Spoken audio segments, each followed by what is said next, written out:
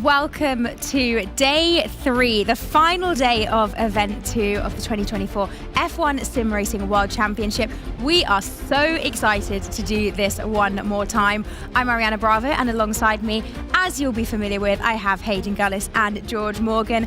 Guys, we're back, final day. I'm feeling pumped about this. Yesterday, Silverstone and Spa, 2 classics, they delivered absolutely fantastic racing. Yeah, what a couple of races those ones were. Chaos and action throughout the whole field, a lot of battling up and down. Jarno Opmeer, a great drive in Silverstone after getting that penalty, and of course, some great drives in Spa as well. The 2 Mercedes coming from the back, going further up through the field.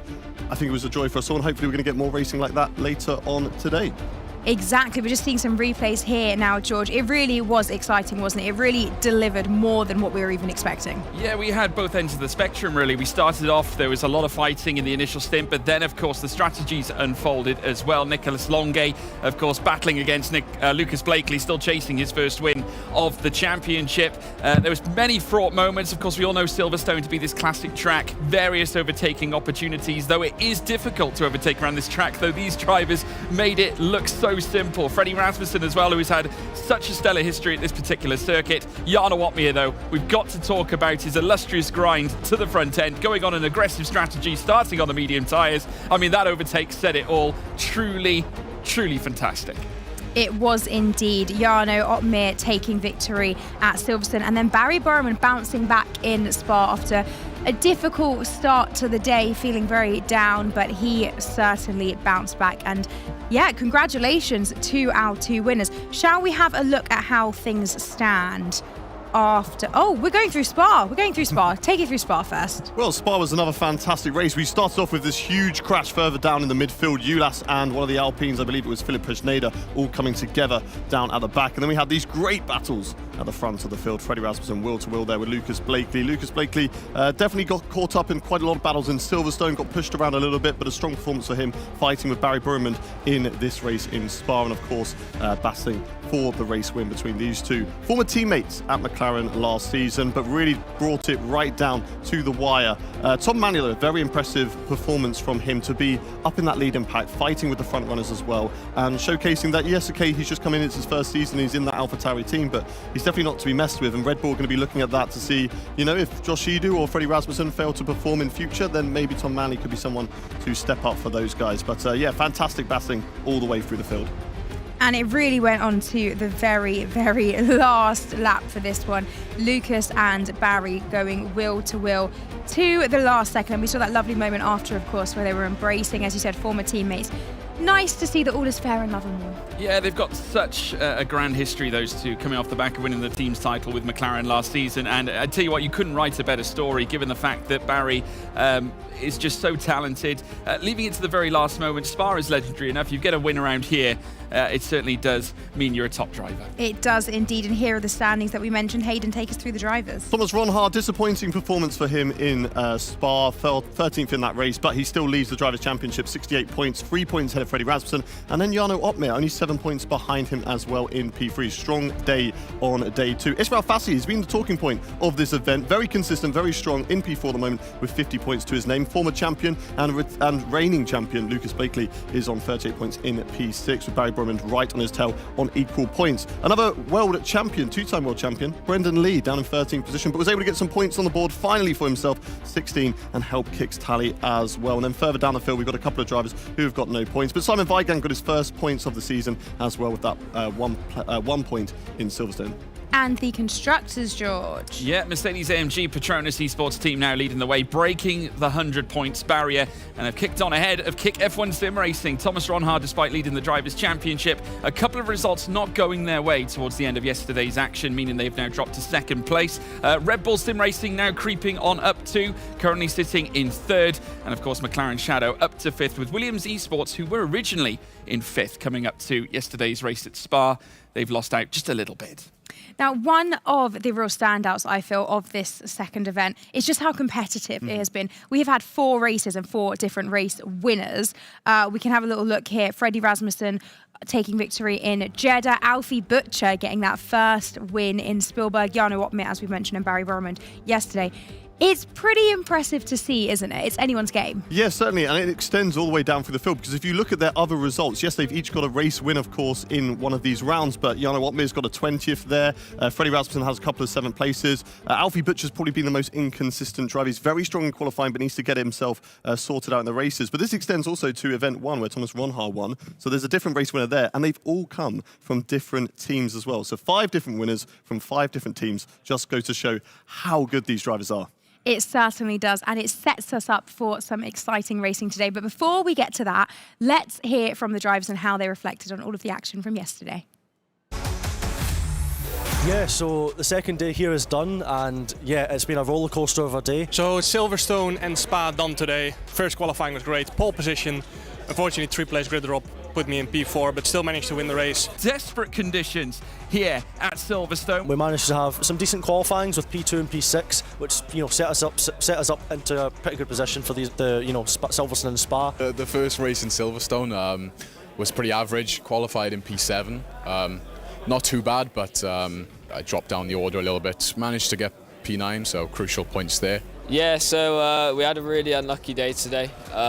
We got damaged twice through no fault of our own. Yeah, it's something, these things happen. We got some fortune yesterday and misfortune today, so hopefully tomorrow equals out and I can show what I can really do.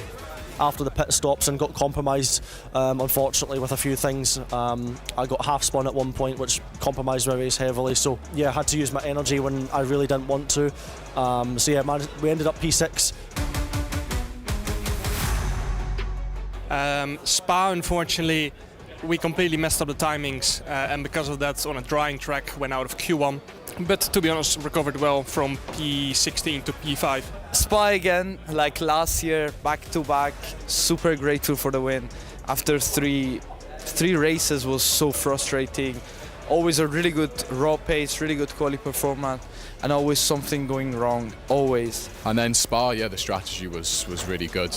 Went in with Lucas, and then we were much quicker than everyone else at the end. And then at the end, I just left Freddie back past to defend from the Mercs, because otherwise he definitely would have got overtaken by both. So that ultimately saw us leap up from P6 to P2. Unfortunately, lost the win on the last lap in the very final sector, which is a shame. But ultimately, my soft tires were starting to give up at the end, so I couldn't really do way too much different. I think that it would have taken a miracle to hold on to the position. So hopefully we can improve on that tomorrow with 2 good races. I will be back on the track with this win. I'm so happy. Great to hear from our drivers, and it's also going to be great to hear from our wonderful reporter, Claire Cottingham. Claire, who have you found? Come down to Williams, Brett Koch. We were talking about what your title is, and I'm going to call you team manager for now because you've got a couple of hats going on. I want to talk, though, about Ismail Fassi. The guys on the desk were saying he has been the talking point of this whole event so far. How impressive has he been? He's been exceptional when it comes to his race pace and quality performance. But what I will say is, we really have to look at kind of that human aspect for Ismail. The mentality he has and how we're supporting in that side of development, has been incredible. And that's our focal point. And we've seen the ups and downs from Ismail this week as well over the event. Obviously, after Silverstone qualifying, he was devastated. How do you kind of pick him up after that? It's a case of, you got to have trust in the driver. We definitely have a debrief about the situation that led to the scenario that led to that, but it's about pushing forward. When we make mistakes like that, we just need to keep going forward. But he also picked up a podium as well over this event. How was that for the team? The team must have been elated. The team were elated, yeah. It was definitely, I think it was the first podium since 2021. Don't have the direct fact, but no, the team were ecstatic. But it's about bringing the mentality back to level to compete again next day. And we have to remember that he is a rookie. It's not as though he's been out in that sim, for the last 3 years. Like a lot of these drivers up and down, we've got double world champions around. He is new to this, and he is fighting against some of the best in the sport. Yeah, he's. We have to look at the whole year. Ismail has shown kind of in the grassroots of this that he is a talent with a great skill set. Looking kind of at the whole aspect, I mean, we knew he was going to be quick. We knew he was going to be quick, but he has surprised a lot of people and, puts a smile on everybody's face. Well, go well today. Enjoy it out there. Ariana. Thank you very much, Claire. Now, we're just talking about Ismail Fassi, and we've got a little head-to-head here of two of the rookies, Ismail and Alfie Butcher. Both been on fine form at this event and really showing their worth. Yeah, two brand new rookies to the championship this season. Alfie Butcher, of course, F1 Esports Challengers champion on PC last year and dominated that series too. Both sharing 5 starts, so very much at the focal point of their team's plans and strategic measures this season and this campaign. And credit to Alfie Butcher for a rookie to come in at such an early stage in his F1 Sim Racing World Championship career to take a win like he did at Jeddah, bouncing back after the hardships that he sustained only the race before. I mean, it can only mean that he is a raw talent. Fassi as well, consistency in terms of getting points, but also podiums. He went P3 back-to-back. He did indeed. I think that's something that's really interesting that we have discussed off air as well, the difference between the two. Both fantastic. One perhaps coming through more explosive, whilst the other's more chipping away steadily with those consistent results. But we have not much time until we get into qualifying. So let's just recap all of you on what it is that these drivers are all fighting for. So championship point system up here. Similar point system to Formula One. Top 10 finishers are being awarded points, starting at 25 points for first place and then gradually decreasing to 1 point for 10th place. An additional point if you get the fastest lap, if you are in the top 10. And then, unlike Formula One, there is also a point for pole position. Event schedule, 2 days down. Final one is upon us. We race today at Zandvoort and Austin. Qualifying first up, and then we'll be back at 5 p.m. for the races. So much to come. We're very excited, but I think we should hear how the drivers are looking forward to these 2 races.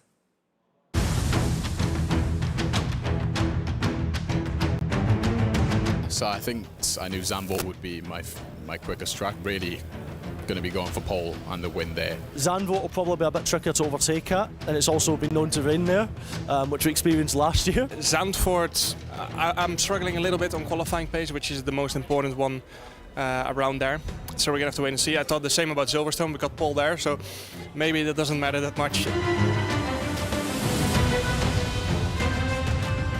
Kota, quite a technical track, very easy to get it wrong and very, hard to get it right because there's so many different combinations of corners. I think in general all the tracks should be fine. Everything, Zandvoort, Kota, both should be fine. I enjoyed driving there in practice, despite it being very hard to hop into and do a good lap. So hopefully I can make it into Q3 in both races, because we definitely have the pace to do so. And yeah, from there the race should be pretty straightforward if we can keep out of trouble and yeah, make a good strategy call. So hopefully double points, and that'll be a good week. The aim will definitely be a double podium for both races, and I'm pretty confident we can do that.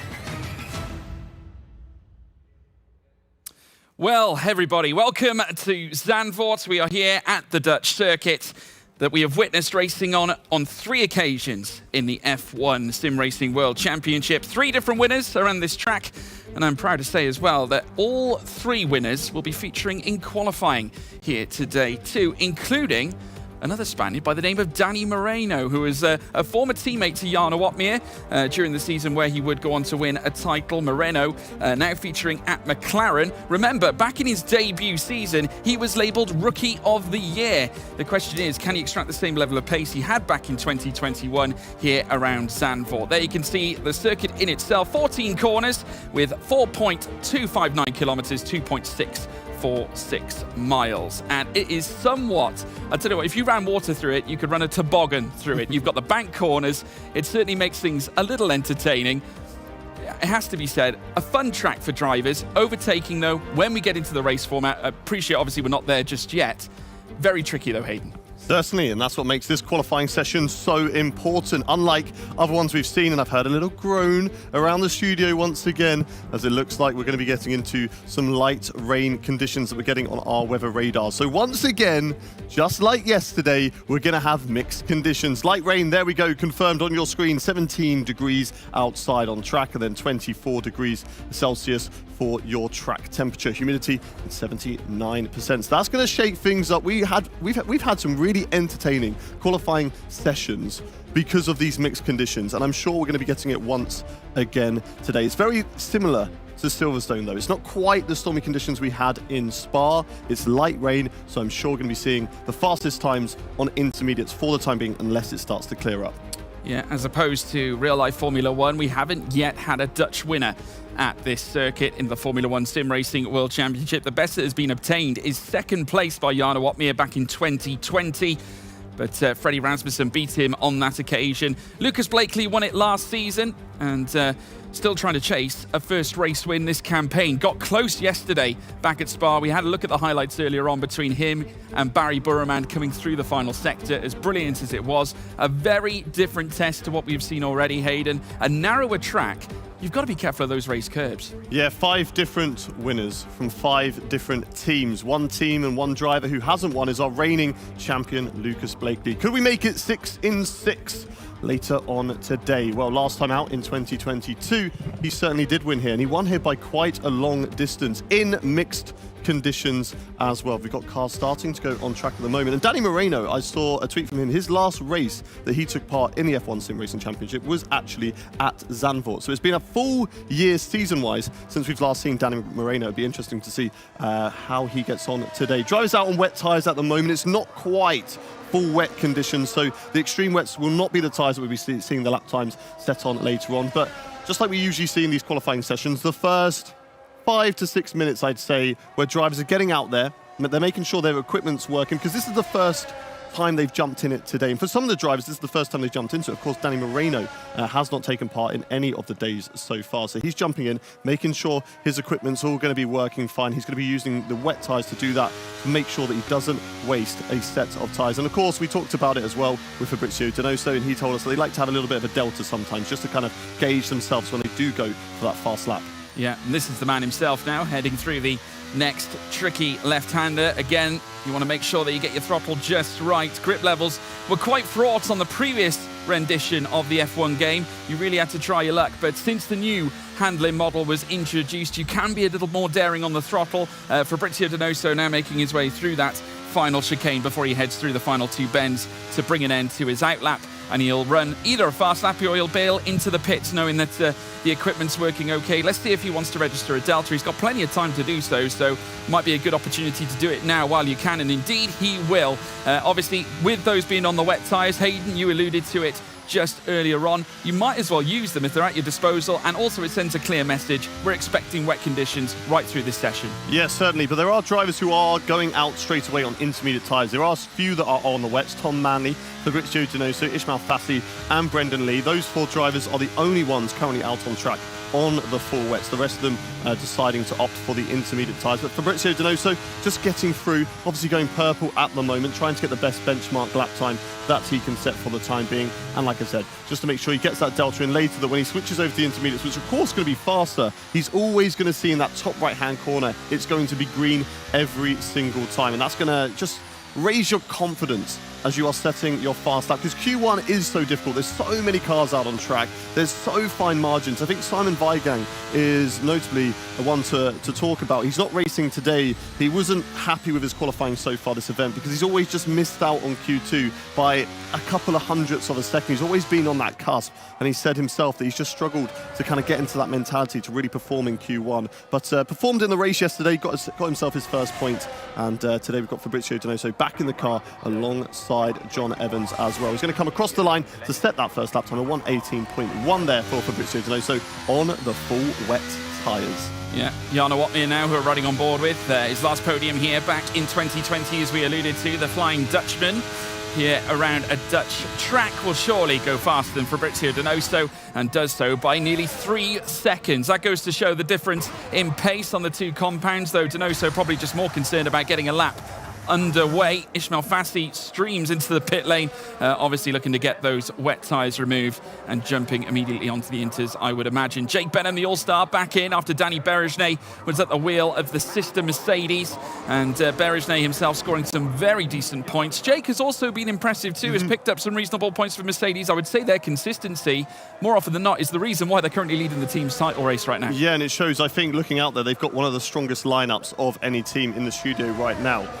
All three drivers have been performing well across all of the races so far in this event, whereas some of the drivers, they chop and change and it's not quite been there for them. Of course, we saw Williams yesterday who had to fill Will Lewis in at the last minute. He wasn't fully experienced. He didn't have the time to properly prepare for this event. And if you're not going to prepare, if you're not going to be able to prepare, then unfortunately you're going to be exposed a little bit. So unfortunately there for Will Lewis, but I'm sure that if he does get a chance in event 3, he'll have a lot more time to prepare for that. But Fredrik Rasmussen on the intermediate tyres, he has set a lap time of a 1:15.3. That is good enough so far for P5 in the session. Leading the session, though, is Thomas Ronhaar. Disappointing day for him yesterday. Started in 3rd position after a 1-place grid penalty for that Spa race, and then unfortunately just got a little bit too aggressive with the Red Bulls, got that 3-second time penalty, fell down the order, and it wasn't, you could see on the cameras he was not pleased with himself, consoling himself after that race, and he might be able to bounce back today, and we hope that the championship leader can really give us some entertaining action and really fight for this championship this season. Yeah, we've had a stream of times coming through. Caraton now in 9th, as we now see obviously more cars come through. Nicholas Longuet now up to 4th and just over a 10th of a second away from Thomas Ronhaar at the head of the field. Alfie Butcher 2nd place, with Josh Edo now down in 3rd. Further back, Donoso and John Evans together at this point, as now we see Barry Burman heading through the final corner and currently looking green in the first 2 sectors, and will now make his way up towards the line. Expected to be green, obviously, seeing as this is his first flying lap, and 53 thousandths off what looks to be the cars further up. Though I will say this, it is beyond a 10th of a second, and just sitting in behind teammate Nicholas Longuet. So Ferrari 4th and 5th. We're still yet to get down to crunch time. Plenty of time for these drivers to enlist their bankers. Ismail Fassi now about to prepare for a fast run on his out lap as he makes his way around turn 14 down the long straight. Usually you would get DRS here should it have been a dry track, but under wet conditions obviously it has been disabled. You have 2 DRS zones here at Zandvoort. There's another one coming down the back straight heading out to turn 10 that takes you down through towards turn 11 where you then meet the chicane. So it's all a case of management, especially here in the wet weather as well. With DRS not enabled, you have to find it in the corners, but luckily enough for the drivers, there's plenty of tricky ones to bank on here at Zandvoort. Certainly so. I suspect that the track is going to be drying up over the course of this qualifying session as we get later on into Q2 and Q3, because a lot of the drivers going out very early on. With Zandvoort being a shorter track and the lap time being very low, of course we're already in the 1:15s and we're on the intermediate tyres. It means that you can get more laps in a qualifying session like Q1 that has 18 minutes in total. But the drivers going out very early on the intermediates, we would be expecting them to see their first full flying lap at this stage of qualifying, or at least leaving the garage at this stage of qualifying to go and set that first flying lap. So that shows to me that potentially they are not bothered about saving intermediate tyres right now because they want to use them in Q1 and maximise the amount of time they're on the intermediate tyres to set the best lap time possible, because it's going to get drier later on in Q2 and Q3. We just have to wait and see for that, whether that is the case. But Ismail Fassi starting his lap. He's currently up in P9 at the moment. I believe he just finished the lap instead, actually. Yeah, the circuit of Zandvoort actually working out shorter just by a minute amount in comparison to the Red Bull Ring in terms of mileage. This one being 2.646 miles and Red Bull Ring being 2.683 miles. So Austria being slightly longer, but just due to the fast nature of the track, obviously the lap itself vastly reduced in terms of time in comparison to what Zandvoort is in itself. Obviously there's greater technicalities when it comes to Zandvoort. Slower corners, especially the technical middle sectors such as this point on the track that Ismail Fassi is making his way around. Jake Benham also out on circuit, looking to register his first time to the board as he makes his way through the first banked curve, and he'll then make his way over the crest and heading in towards the in-swinger, which will then lead him through towards the middle sector, and he'll be looking to try and correspond with Jana Watmere to break into the top 10.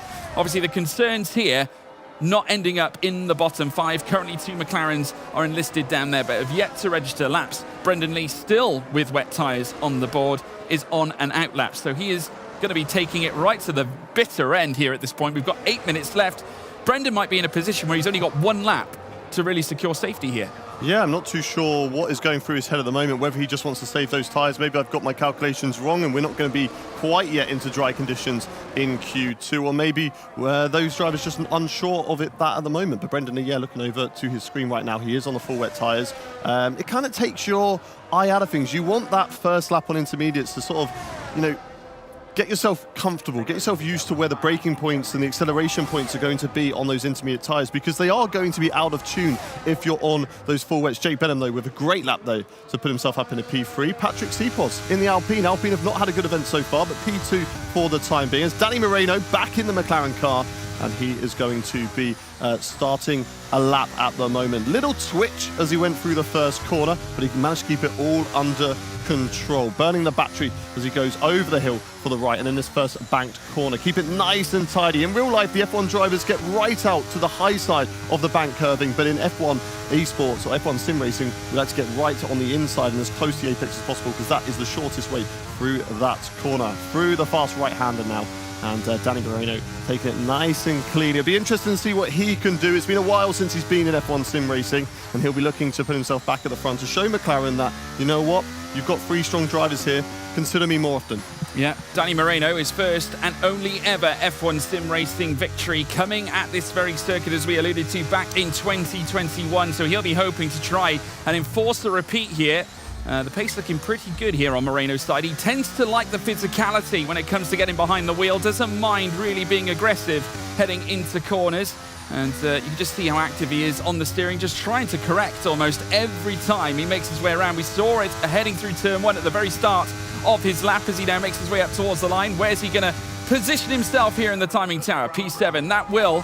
Should it be at the end of this session that Danny Moreno stays there, safety secured for him as Alfie Butcher goes fastest and enlists a 1:14.921. The track seemingly improving as Josh Edo now goes faster with a 1:14.848 and slots himself higher, as does Nicholas Longe, as does Freddie Rasmussen. A 1:14. Nicholas Longe now reduced to P2 as Josh Edo. Rasmussen's teammate goes third fastest. Thomas Ronhaar now 4th, Butcher down to 5th. Barry Burman in 6th, so it just goes to show Moreno's lap definitely not necessarily safe this time, because he is getting closer and closer to that bottom 5. Yeah, the track is certainly ramping up at the moment. We're going to get to the closing stages of this Q1 session, and they're going to have to be, just like we saw yesterday, the last driver who crosses the line to start their flying lap is going to have the best track conditions out there and the best opportunity to guarantee safety from Q1 into Q2. So we're watching Barry Borman, currently sitting P6 at the moment in this qualifying session, looking like he's on a bit of a push lap, as you can see the slow drivers around the field at the moment. In the 14.9s though, so maybe he might want to bail out of this one, get back into the pit lane, because we saw it yesterday. A couple of teams got it wrong. Williams got it wrong for both drivers. Mercedes got it wrong for both drivers. They thought, we're safe. Finish your lap. Don't worry about it. We'll still get back round in time and back into the pits, and then you'll be able to go back out for a fast lap. And they got it completely wrong. They mistimed it. Both Mercedes missed the cut-off point, and both Williams missed it so much that they didn't even get out of the garage. So they'll be looking to avoid that this time around, maybe going out one of the first teams to make sure they guarantee that safety. But Barry Burman coming back into the pit lane, 4 minutes 20 left on the clock. Plenty of time to get back in the pit lane, get a new set of intermediate tyres on, and get ready to go for the shootout to get into Q2. Yeah, I mean, alluding to what you were just saying with errors made during the qualifying phases from Mercedes and Williams, we've got to factor in the penalty systems as well, and also the race director, you had a very busy day yesterday. We had blocking penalties issued. Now, around Zandvoort, if you want to get decent track position around such a narrow circuit, and albeit a shortened circuit, Hayden, one of the shortest on the calendar, I already said it's shorter than Red Bull Ring. I mean, obviously, that's going to condense things even closer, especially when we come down to the bitter end here in qualifying. You have to be incredibly aware of what's going on. All these drivers on their screens will have a track map, so they'll be able to see when drivers are approaching their section, but they're also going to be wanting to know from their team if they're on a fast lap, because if it's just somebody who's on an out lap, the same as you, then you don't have to worry about getting in their way. You know, if they want to get past and be ahead of you to start their own lap, then they can drive past you. That's fine. As long as you're not intentionally moving across them, then it's not necessarily going to be too much of a problem. But it's up to the engineers as well to keep an eye on what everybody else is doing, whether they're on push laps, out laps, in laps, to see whether those drivers behind are ones that they could potentially be in the way of. If they've run out of fuel at the end of their hot lap, then they're just going to be ghosting around the track. But you can also be a distraction. Even if you're ghosting, you need to come off of the racing line, because if you're on the apex, even though you're ghosting and that driver can just drive straight through you, it's still going to be a distraction. You could lose a couple of hundredths of a second, a tenth of a second, but that's around here. That's the difference between being safe in the top 10 or being down in the bottom 5. I mean, we've spoken about Mercedes consistency, Ferrari looking strong as well. Barry Breuermann currently sat in 6th, as well as Nicolas Longuet up in 2nd place. 16 thousandths off the top, Nicolas Longuet.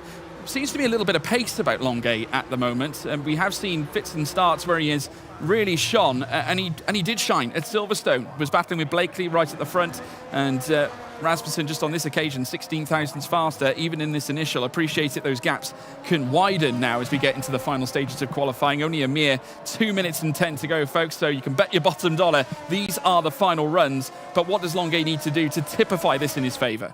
Well, I've always said Nicolas Longuet is one of the fastest drivers in terms of raw one-lap pace that we have in F1 sim racing, but I think the consistency for him in the races just kind of falls away. Some races he's up there, he has a fantastic performance, he's been right up at the front, but then other races just gets caught up in small little incidences, and it is so easy to do. These cars are so close together for, you know, a 50% raise, which is quite a distance, to stay mentally right behind another driver while somebody was also right behind you as well. It's so easy just to make that one error, but he needs to iron those out in order, you know, to really score some big points for Ferrari, because they've had some strong performances for sure, and they were fighting for the Constructors' Championship, and they still are, but they need to make sure that they have a strong lineup like Mercedes have, who have that consistency to be right up at the front. As all cars are out on track here at the end of Q1. We're going to be going for it once again, leading the way. It looks like it is the 2 Alpha Tauris on board now with Tom Manley. Let's get on board, though,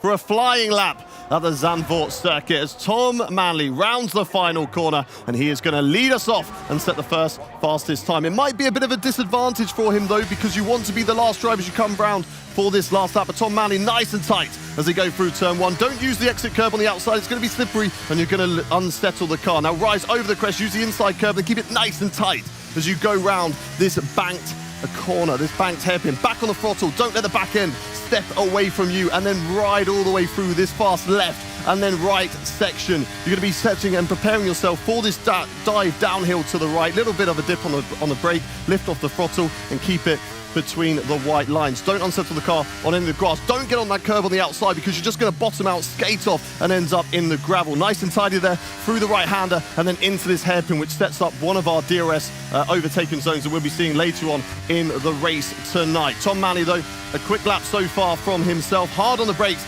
into the chicane. Really ride the curb on the inside, but make sure you don't invalidate. Keep it nice and tidy on the left-hand side. Kind of like a double apex through there. Nice from Tom Manley. One full long corner left to go. It's the long banked corner here at Zandvoort. Back on the throttle. Keep it tight on the inside. The shortest line towards the line. Tom Manley is going to be setting our first lap time at the end of Q1.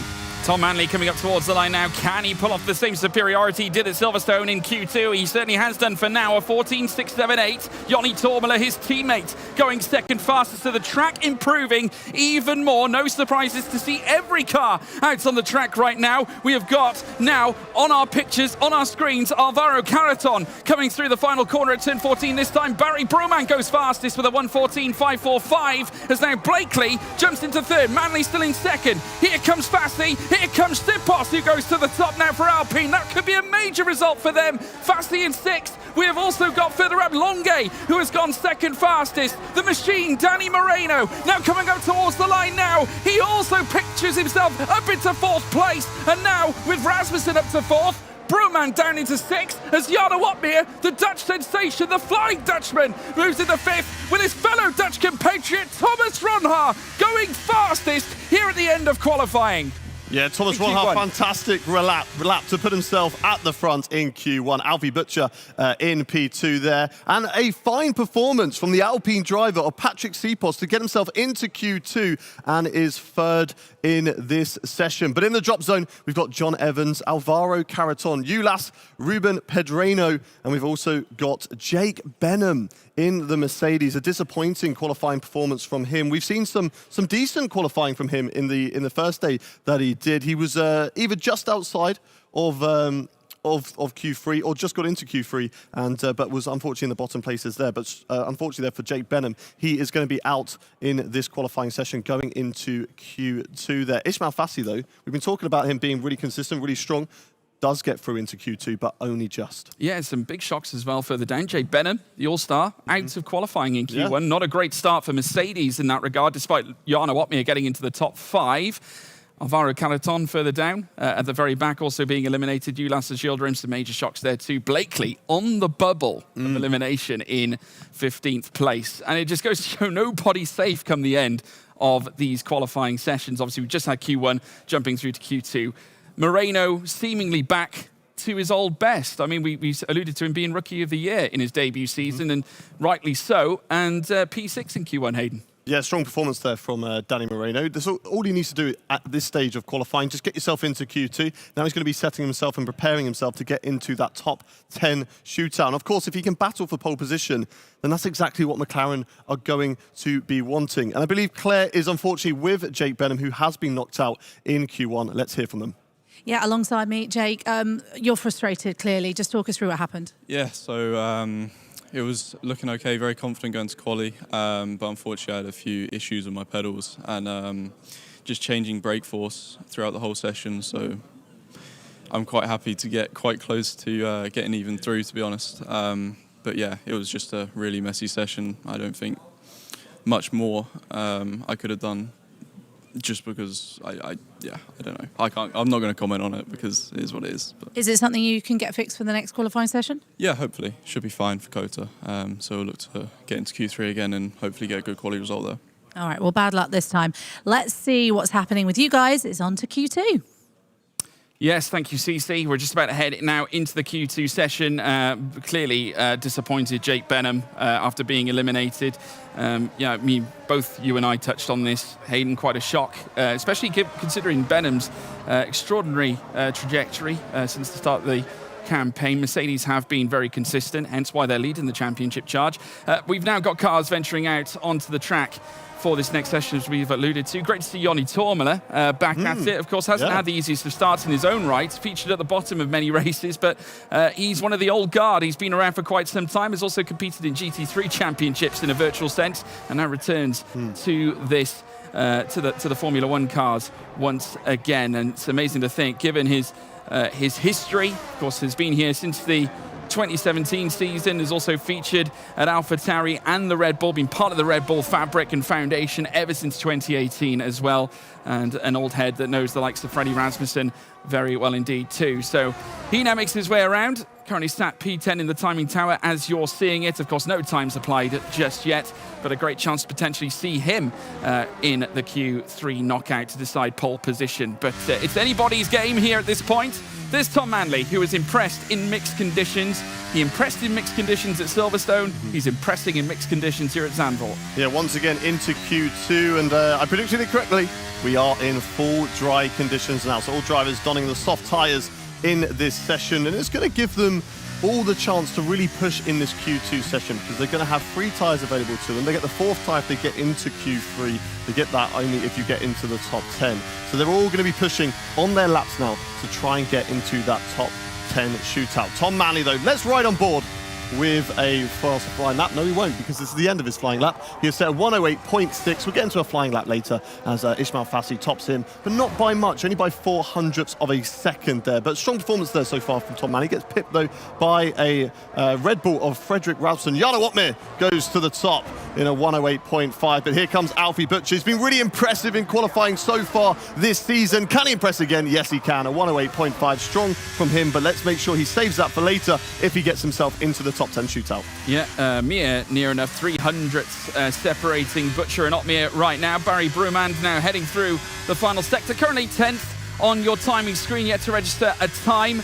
The two McLarens underneath, as well as the two Kicks and his teammate Nicholas Longay. Here comes Broomand into the pits though, however, as he looks to bid an end to his outlap. He's going to have to go again later on. Will his teammate Nicholas Longay set a banker? No, he will not. He'll follow his teammate into the pits as now we rejoin Jana Watmere, currently second on your screens. He's ahead of one Red Bull, in fact 2 Red Bulls if you factor in Ido and Rasmussen together. Fasti down in 4th, but Butcher with the opening advantage. So Delta's laid down through the entirety of the top 9, and now with 10 minutes and 20 to go, we'll look ahead to what could be a very fraught decider as to who gets eliminated come the end of this session. Yeah, I suspect track conditions are still going to improve ever so slightly. We're going to get into, of course, that normal track evolution, but as we have gone from intermediates to dry, there'll be a slight change. It won't be as drastic as we've seen in that Q1 session when the track really ramped up with the inters, but there'll be a slight change, of course, as the track just dries up ever so slightly to get to those optimal track conditions. But of course, then we've got the track evolution that will happen here in Q2. So it is important to once again make sure you save that best lap until the end, but it's always good to get a banker in again, because then you can really judge how you are performing in that fast lap, because you're going to want to see green in your top right hand corner as Freddie Rasmussen bails into the pit lane after setting a 108.673. Good enough to put him into P5 at the moment, but I don't think that's going to be safe enough to stay in the box till later on. Alfie Butcher currently leading the way with that 108. Yeah, strong qualifying performances so far from Alfie Butcher. Exiting the pit lanes is one of the Ferraris, and it looks like it is Barry B who is going to be exiting the pit lane now and setting his first flying lap in that Ferrari. Yeah, and there's Alfie Butcher there, you can see on screen, alongside his teammate Ulash Oldjildren, the 2 Red Bulls as well together, Josh Ido and Freddie Rasmussen, as they have been all season long. Of course, Sebastian Job, their 3rd man, who tends to do a lot of work back at Red Bull at the factory, and at Milton Keynes, actually doing a lot of work in the simulator, transitioning not just as a sim racing driver. Of course, he's a multi-time champion across many different championships, but Sebastian Job also applying his trade in the actual simulator at Red Bull itself. So it goes to show how keen of an investment sim racing and esports truly is, and F1 sim racing being no different at all. In fact, offering that pinnacle to those drivers that are looking to compete at the highest level. With Barry Broman now making his way around the circuit, outlaps now underway as we see more and more cars exit the pit lane, and as we watch the Scuderia Ferrari make its way around the middle sector, just getting himself primed for another run, another fast lap. Cautions across the grid. Don't be concerned, folks, that is just the drivers looking for track position. Of course, they all want some clean air in order to enlist their fastest, their optimal lap times, as they now make their way out of box 10, also known as turn 10, on the way down towards the next chicane. Only a small matter of 4 corners to take for Barry Broomand as he now looks to enlist his fastest lap. Only 7 minutes and 45 to go. 2 laps maximum surely on hand here. Who's got the pace, Hayden?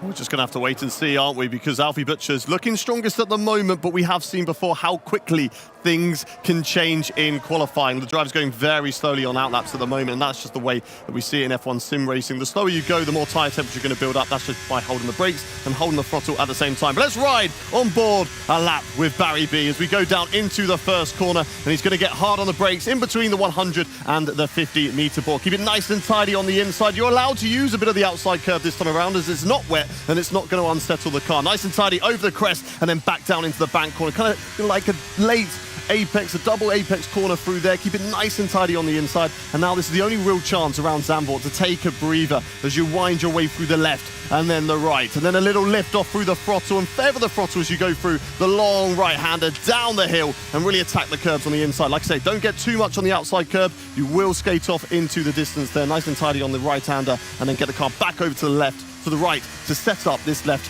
hairpin, which is of course a very important straight as you do have DRS activated. There is a car further up the road. That's not really going to help him with any slipstream heading down in towards the braking zone. Really ride the curb on the inside, nice and tight on the left-hander, back on the throttle. Don't let the car step away from you as you have 2 more corners left to go for Barry Borman. Through the right hand, a little kiss of the apex on the inside. Now keep it nice and tight all the way through the bank corner. Nice and tight run down to the line. And what lap time is Barry Borman going to be setting here? Fassi goes fastest with an 8.0 and Barry Borman beats it with with a massive improvement into the 7s, a 7.7. Yeah, Longue looking to get out to the bottom 5, does so brilliantly. Ferrari 1 and 2, Alfie Butcher splits them with a 107.825. Here comes Jarno Opmeer up towards the line. He goes fourth fastest. Joni Tormela, he's going to raise the stakes. He goes second. Joni Tormela enlisting a faster lap than Butcher, Longue and Opmeer. Here comes Lucas Blakely, reigning champion, across the line. He goes up to fifth. Danny Moreno looking to join his teammate. He goes sixth fastest, does join in McLaren fifth and sixth, with Ido now breaking into the top 10 just barely. But Freddie Rasmussen coming up towards the line himself goes fastest of all here now with 5 minutes and 30 still to go. A 1:07 here at this stage. But here comes Thomas Ronha, who just concedes in second place. But we still have an all-important final run to go here, Hayden. Yeah, we do. It's not quite crunch time yet, but those are some fantastic laps. And as I said, the track ramping up a little bit, just slightly, as it's drying still in this stage of qualifying. Will there still be track evolution later on? We're obviously going to get that normal track evolution that we always see in qualifying, but is there still going to be a little bit of difference in the track as it dries up in this Q2 session before going into Q3? The track conditions will be improving. They're overcast at the moment, but we're going to be getting into some partially cloudy conditions later on in this session. Thomas Ronha, though, fantastic way to bounce back. Strong lap from himself, but I think we're going to get those lap times improving later on in this session, so it's not all done. If you're someone like Fabrizio Donoso, get a clean lap in later on, and you can certainly make yourself into the top 10. I'll tell you what, we could see the team from Faenza, AlphaTauri, sending both cars into Q3 at this rate. If they can keep this up and carry this pace, carry the consistency through to the closing stages here of Q2, this could be a superb day at the office for AlphaTauri, already providing great results from the likes of Jed Norgrove.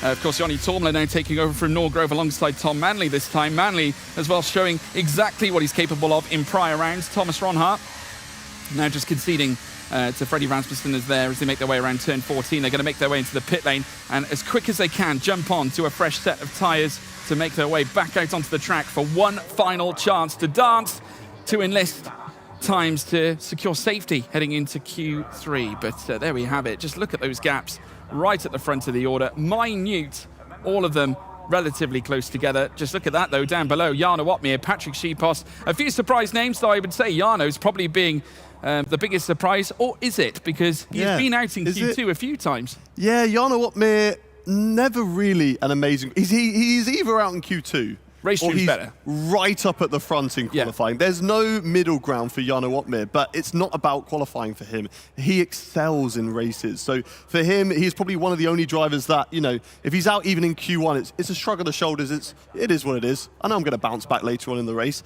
So, but watch out for him in this qualifying session. There could still be plenty to come from Jarno Opmeer. One person I want to talk about, Patrick Schipos, still, you know, he got himself into Q2. He's still on that cusp of Q3. What a story it would be for the Alpine driver to get himself into Q3. They are yet to score a point in the constructors' standings, and of course that is where the majority of the money is won in F1 sim racing. So he's going to be wanting to put on a strong performance later on here in Zandvoort to get himself into that points-paying position later on in this race and really help out Alpine's charge in the Constructors' Championship. I don't think they're going to be really fighting at the front. It might have been too little too late, but can certainly pick up important positions to gain a little bit more prize money. We've got some more cars going out on track behind us as we're going to be getting ready for some final runs here in Q2. Yeah, absolutely right. The cars, they're making their way out onto the circuit here at Zandvoort. And alluding back to Patrick Schipos, great opportunity to, like you say, Hayden, jump into Q3. That'll be their highest qualifying performance to date, should they achieve that. And obviously Schipos coming off the back of that damaged moment at Belgium, where, of course, he came into contact with Ulash Oljildirim. It was a very contentious moment, certainly for the team. All of them were disappointed because Alpine really did perform brilliantly. They managed to benefit off the mishaps of Mercedes and Williams in that fray because Q3, that was the story. Mercedes out, as well as Williams. Both cars not in the mix, really. And it allowed Alpine to persevere and raise their stakes here in the Formula One Sim Racing World Championship. But it all came to a bitter end on the opening lap, right at the very start. Now's their chance, though. Redemption day here for Alpine as they look to move through with Patrick Schipos. Here's Tom Manley, though, who makes his way down the back straight. Of course, this being one of two DRS straights into the chicane, which will lead them through towards the final two corners on this circuit. Manley will be looking to try and hone the same skills that brought him his Xbox F1 Esports Challengers title And we'll see whether he can enlist that this time around here in Q2 and make his way to Q3. AlphaTauri be banking on this young man, as they will with Joni Tormala. Banking on it as he goes through the banking at Zandvoort. Round the final corner, he's in hot lap mode. The car has been prepared, and let's get ready for one final go here in Q2. Tom Manley nice and tidy on the inside as he rides through the first corner. Now getting the car back over to the left, over the crest, and he's currently up on his delta, but he's matching his previous best lap time. Nice and tight on the inside of that hairpin there, and he's gained 0.02 of a second on his previous lap, which is very valuable around a track like Zandvoort. Such a short circuit around here, and he goes purple through the first sector, looking very strong there for the AlphaTauri driver. Now go through the right-hander, not too much on the curb on the inside nor the outside, and hard on the brakes. A very difficult corner through here as the car just really wants to understeer and drag yourself to the outside. He's lost a little bit of time, but he's gained it massively in the hairpin, but then lost it once again on the exit. Only 0.03 of a second improvement, dropping down to 0.02 on the brakes. Ride the curb on the inside, keep it tight, don't let the car understeer away from you through the left-hander. Back on the throttle, purple through sector 2 though. It's looking very strong here from Tom Manley. Nice and tidy through the penultimate corner into the final one on the banking. Tidy on the inside. Can Tom Manley though put himself on top? Well, Manley coming up towards the line. Can he burst into Q3? I tell you what, that's not a bad marker to lay down, though it is beaten by Barry Brewman. Going into second place, there's the Ferrari. Joni Tormala. Longe goes to the front now with a 107.663. Tormala might be at risk. Butcher now, currently 7th, moves to 4th. Here comes Lucas Blakely as well. Shippost up to 5th now for Alpine. That could be huge, as now Blakely stepping up. Only P8 for Blakely. Brendan Lee now currently in 12th. He's out of qualifying, as is his championship challenger Donoso. He's out as well. Moreno through to Q3 in truly stellar fashion, but it's all about Ferrari. 1 and 3. Here comes Thomas Ronard though. He's going to blunt their hearts immediately and manages to secure his place into Q3. It's second place for Ronhar. A truly stellar time, bouncing back after the dismay of yesterday, but we have lost some key names. Jarno Opmeer out again in P13, with Donoso out, who was challenging for the title back in 2017, and the 2017 and 18 champion Brendan Lee also out. Two-time champions out in Q2 here at Zandvoort. Another champion that you've not looked at either, though, Lucas Blakely, the reigning champion, is out in Q2 in this session. 11th position, pipped there by Ismail Fassi, but I really want to talk about Patrick Shipos in the Alpine. What an incredible performance there from the Alpine driver to get themselves into Q3, and just how much it means to those guys, because they are really trying to fight for that prize pool money here, and they've not had the best run of it so far. Right to the bottom, 0 points scored so far. As we're watching a replay, this is on board with the Alpine driver of Patrick Shipos. 2 tenths up on his final lap time, going into the final couple of corners, really aggressive through the last 2 turns, kind of not really gaining too much time, slightly on the final corner there, puts it up to 2.5 tenths, but Patrick Shipos very happy with that result to get himself into Q3. And I believe Claire has got one of our 2-time reigning champions, Brendan Lee, to talk about that Q2 exit. Yeah, I do indeed have Brendan Lee alongside me. You were just mentioning that you were on the back foot coming into this session, really.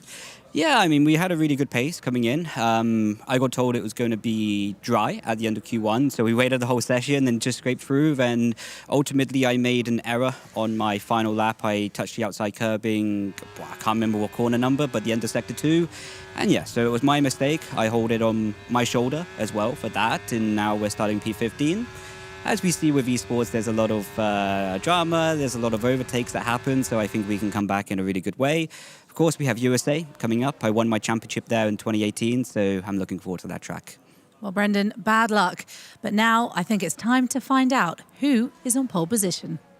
Thank you so much, Claire. Yes, absolutely. And I tell you what, another big fact is, of course, Lucas Blakely, for the first time since 2021, not appearing in Q3. Yeah, that's an incredible feat. We saw that fact yesterday as these two are going side by side at the moment. That's Thomas Ronhar and Ismail Fassi. But yeah, an incredible stat there for Lucas Blakely to not make it through Q3 at a circuit which he, safe to say, dominated last time around in Zandvoort in those mixed conditions. Got the strategy perfectly, and I think he had one of the biggest race-winning margins we've ever seen in F1 sim racing. So a shock there for Lucas Blakely to be out. Brendan Lee yesterday, he had a few problems with his steering wheel, got it replaced, and had some really strong races. Both races was up in the points fighting for strong positions. Today, though, could be one of those days where it's just maybe slightly got away from him, but at least his equipment is working fine today, and I'm sure he'll be seeing himself further up at the top of the field as he blew me a kiss over there. A lot of love in the F1 sim racing studio. Ismail Fassi coming back into the pitch, just doing a quick little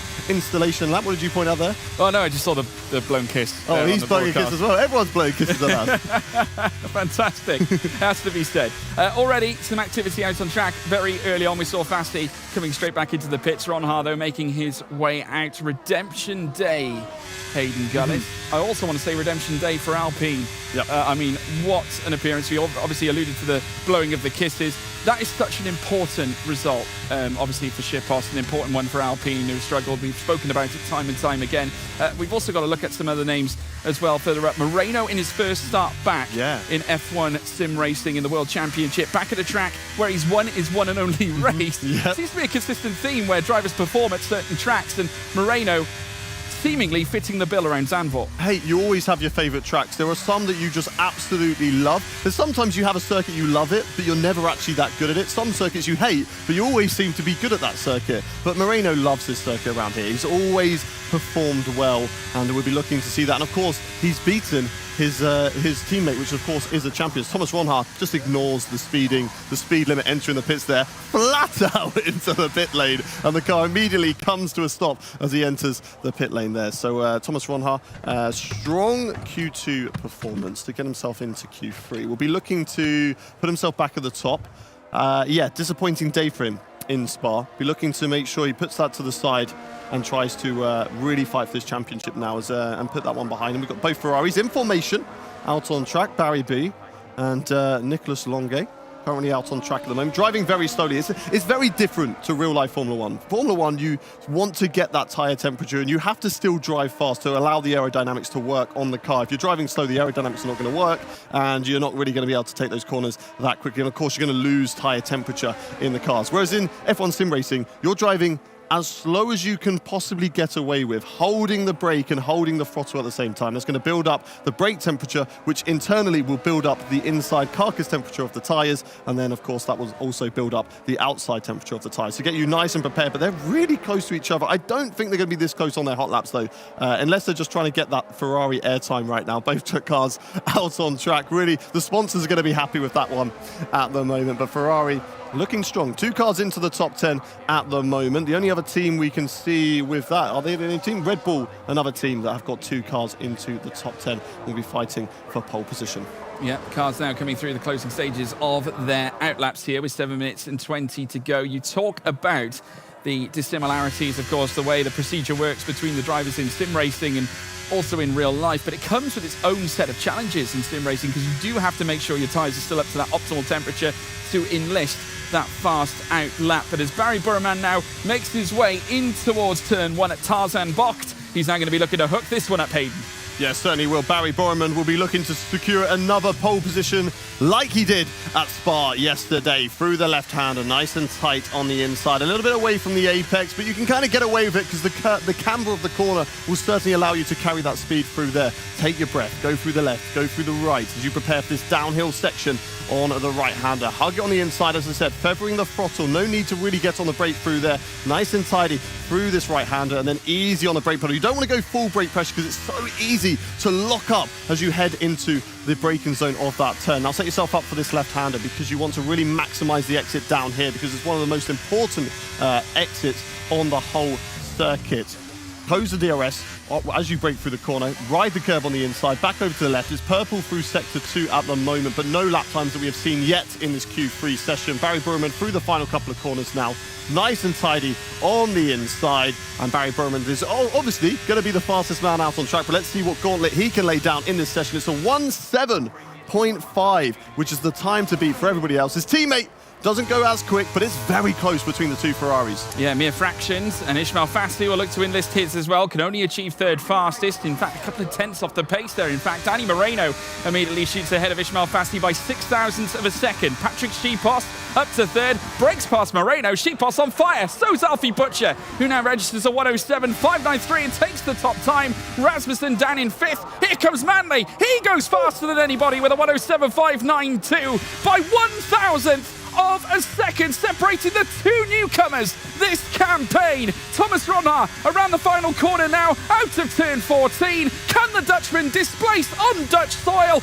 Comes up to the top, no. 7th fastest for Thomas Ronhaar, but it's not this lap that counts, it's the ones that come later. But what a display from the newcomers, Tom Manley and Alfie Butcher, 1,000th between the two season debutants. Incredible stuff, and not just that, Barry Burman is only 3/thousandths of a second away from them as well. The top three separated by 3/1000ths of a second here at Zandvoort, and that's just what you're going to see because the lap time is so short around this circuit, and these guys are just so consistent. They're the top drivers on the F1 game, and of course there's only going to be minimal amount of time between them. Looking further down the field, a little bit disappointing for both Freddie Rasmussen and Thomas Ronhaar. They're going to be looking to improve on their final lap times, but they're not, that far off. They're less than a 10th away, and for some people they might think, oh, I'm less than a 10th off the pole, that shouldn't be too bad, but that's enough to put you down the order in P6 and P7. Josh Edu, another guy who's down in P8. Danny Moreno,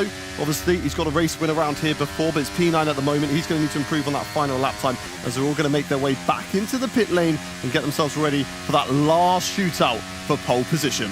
Yeah, into the pits they come now, and the final preparations will be made here at Zandvoort for one final run to decide pole position. As it stands, the two Ferraris sitting 3rd and 4th, with the team from Faenza leading the way. Maranello in 3rd and 4th, with Faenza in 1st. It's interesting to see. Alfie Butcher in 2nd as well. Incredible. Patrick Schipos again.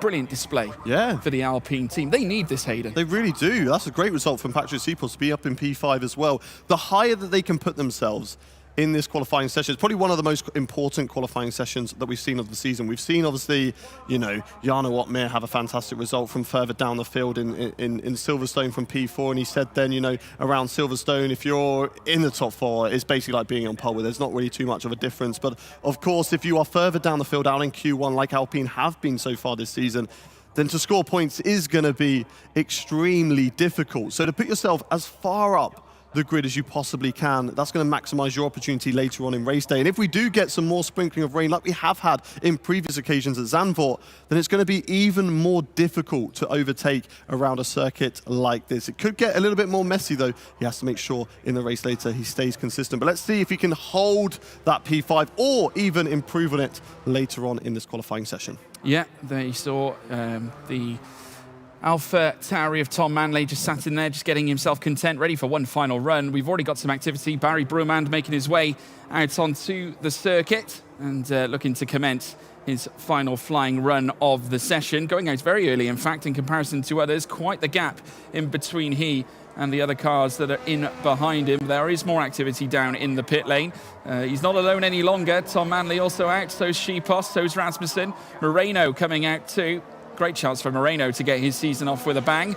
As now with McLaren this season, after spending time with Mercedes historically, and part of a winning team as well, as we alluded to Jarno Opmeer's championship win back in 2021, his second title of his career. As now Brumand comes down through the middle sector, and then he'll make his way up the hill. Plenty of tricky corners here. I mean, those curbs are fraught with danger, Hayden. You push too far, you're gone.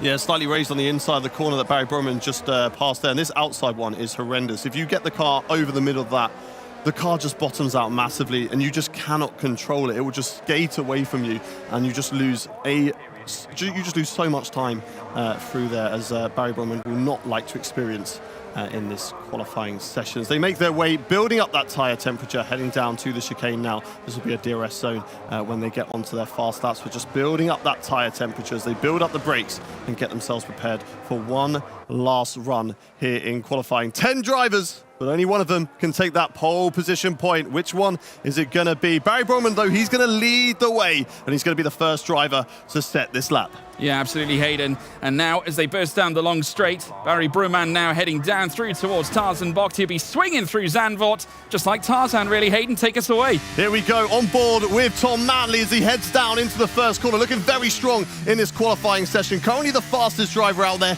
Can he hold on to it? Going through the first turn, matching his delta at the moment. Rise over the crest and then get back down the hill. Nice and tidy on the inside and get back on the throttle. Don't let the car step away from you. Take that breath.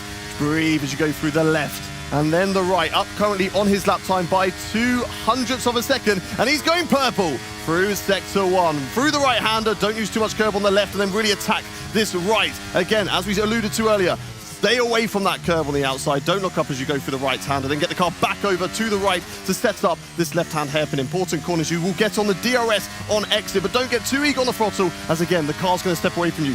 500th improvement so far from Tom Manley. He's really managed to improve that final corner, that corner right there, that exit, as he gets back on the throttle now. Going into the final couple of corners, what can he do? Can he put himself on pole position in the AlphaTauri team? But it's going to be Barry Borman who's going to set the first lap time. Yeah, Barry Brumand now coming up towards the line himself. He goes fastest as expected as the track continues to increase in speed. A 107.510. Brumand still retains it. Manley can only manage second fastest. Sheepos stays third. In comes Rasmussen. He joins the front row. Butcher takes him down and moves into second. But it's still Brumand out in front here in this case. We got Longue. He goes fastest. A Ferrari front row for now. But we've got Fassi who can only stay 10th. Further down, Thomas Ronha, the last car to dance over the checkered flag line. And it's Ferrari with a front row lockout. Longue and Brumand, they have taken it here at Zandvoort. Look at how much it means to the two drivers. An amazing performance in qualifying. Great lap. Look at him go. Barry Borman setting the exact same lap time as Alfie Butcher. But because Barry B said it first, it means that he will start tonight's race in second position. And Alfie Butcher, even though he set a lap time that is good enough for second place, it will only be third. Patrick Seapost there still can be very, very happy with that performance. Got Alpine into Q3, got them into the top 10, and he'll be starting tonight's race in 7th position. They're the Ferrari boys celebrating. What a performance from them. What a lap from both of them. But also, how close were those gaps between the driver? But Nicolas Longue, the only one to get into the point fours, celebrating with the team. And look at how much it means to them. Alfie Butcher, he'll be slightly disappointed with that one. He was only fractions away from pole position, of course, gaining that valuable point position, but he can still be happy that he's starting nearer the front and now just needs to convert it. He needs to make sure that he gets the points home later on. Should we talk about talking points here? I mean, Alfie Butcher again, top 3, incredible. Sheepos, I think, in terms of Alpine, truly magical as well. Yeah. Finally finding their way into the top 10. It was necessary, managing to get P7 as well. And Tom Manley continuing his rise as a newbie as well, much like Alfie Butcher. I love to see it. But Ferrari, a front row lockout, Hayden. They can control the pace. And we can find out a little bit more because Claire Cottingham is with them. I am indeed. They're chatting between them because they're so excited. Nicolas Longue, you are on pole position. Just at the very end, you snatched it away from your teammate. That was stressful. Oh my God. Zandvoort, as we all know, is one of the closest tracks in terms of qualifying, as we saw in the gaps. I think they were very, very close. Behind me, Barry was like 100th away, and so were the other people. But yeah, I'm so glad that we could get the 1 and 2 that we so desperately wanted, and I think we deserve because we worked so hard for this. And I think it showed that our pace is just really good. And you nailed it really well as well with the drying of the track. I know a couple of the teams up and down kind of got caught out, but when the rain was coming, when the rain was going to start drying up, but you guys seem to have completely nailed that. Yeah, I think we've practiced a lot also this type of scenarios, and we were very prepared for all of it, and our engineers are very on top of all the drying and all the wet stuff, so also thanks to them to let us know when to go out and how the track was going to be, and yeah, we just put a good lap together. Barry, when Nicolas went across the line, you sort of would expect that maybe you were a bit like, oh, I didn't get pole position. But no, the words that came out your mouth were, we are here to win. You shouted it in the arena. Just talk me through your emotions. Yeah, first of all, GG to Nico, like really amazing lap in the session. And, you know, Zandvoort is really famous for being super close. As Nico said, Q1, Q2 is so stressful because you need the really, really good lap or you're out, basically. And in Q3, a really good banker. And then in the last run, I had a really good lap as well. Then I did a little bit of mistake in the last corner. But he gets pole, I get pole, is the same. I'm super happy. And as I said, we worked really hard for this yesterday. Or the other day, we were really not super grateful for it because we know we had the pace to put it on 1-2 for the quali and even win 1-2, get the 1-2, but it just didn't happen. But I'm super happy for him. He did an amazing lap, fully deserved, and I'm really looking forward to the race. You say it's tight round here, but before you did your flying lap, I think the top 3 were 5,000ths of a second. Were you getting a bit nervy at that point? I think actually Q3 is probably one of the least nervous parts of qualifying because you already know that you've had a good run so far and you just feel confident because you've had laps in the car already. But we knew that just a little improvement would put us up on the ladder. But we just put a really good lap together at the end. It was very fast what I did. I think I wasn't going to be able to go much faster than that, so I'm very happy. And I said to you guys yesterday that teamwork seems to be a real thing for Ferrari. Now we're going to see this. We're going to see this in action. How's this teamwork going to work coming into Zandvoort then? Yeah, for now, I have no idea. So we're just going to speak about it and we're just going to make a decision. But 100%, yeah, we are just working as a team. Team always comes first. So yeah, let's see what should we do. We are here to win? Absolutely, we are here to win, yeah. We are here to win? Yes, absolutely. It's fighting talk here from Ferrari. I think they want to win. I think they do too, and I think they've set themselves up in the perfect position to do just that. Ferrari front row lockout. Wow. Yes, certainly. We could see our 6th different winner so far this season, with Nicolas Longuet lining up in pole position. If we're going to see a 6th different winner from a 6th different team, though, it's going to have to come down from 6th position or further, so maybe we could see that later on as well. But the gaps were just incredible. Barry Broom and Alfie Butcher exactly the same lap time and 700ths of a second separating the top 8, which is absolutely incredible. So close. Going back to what we said earlier, so competitive out there. That was a really exciting session.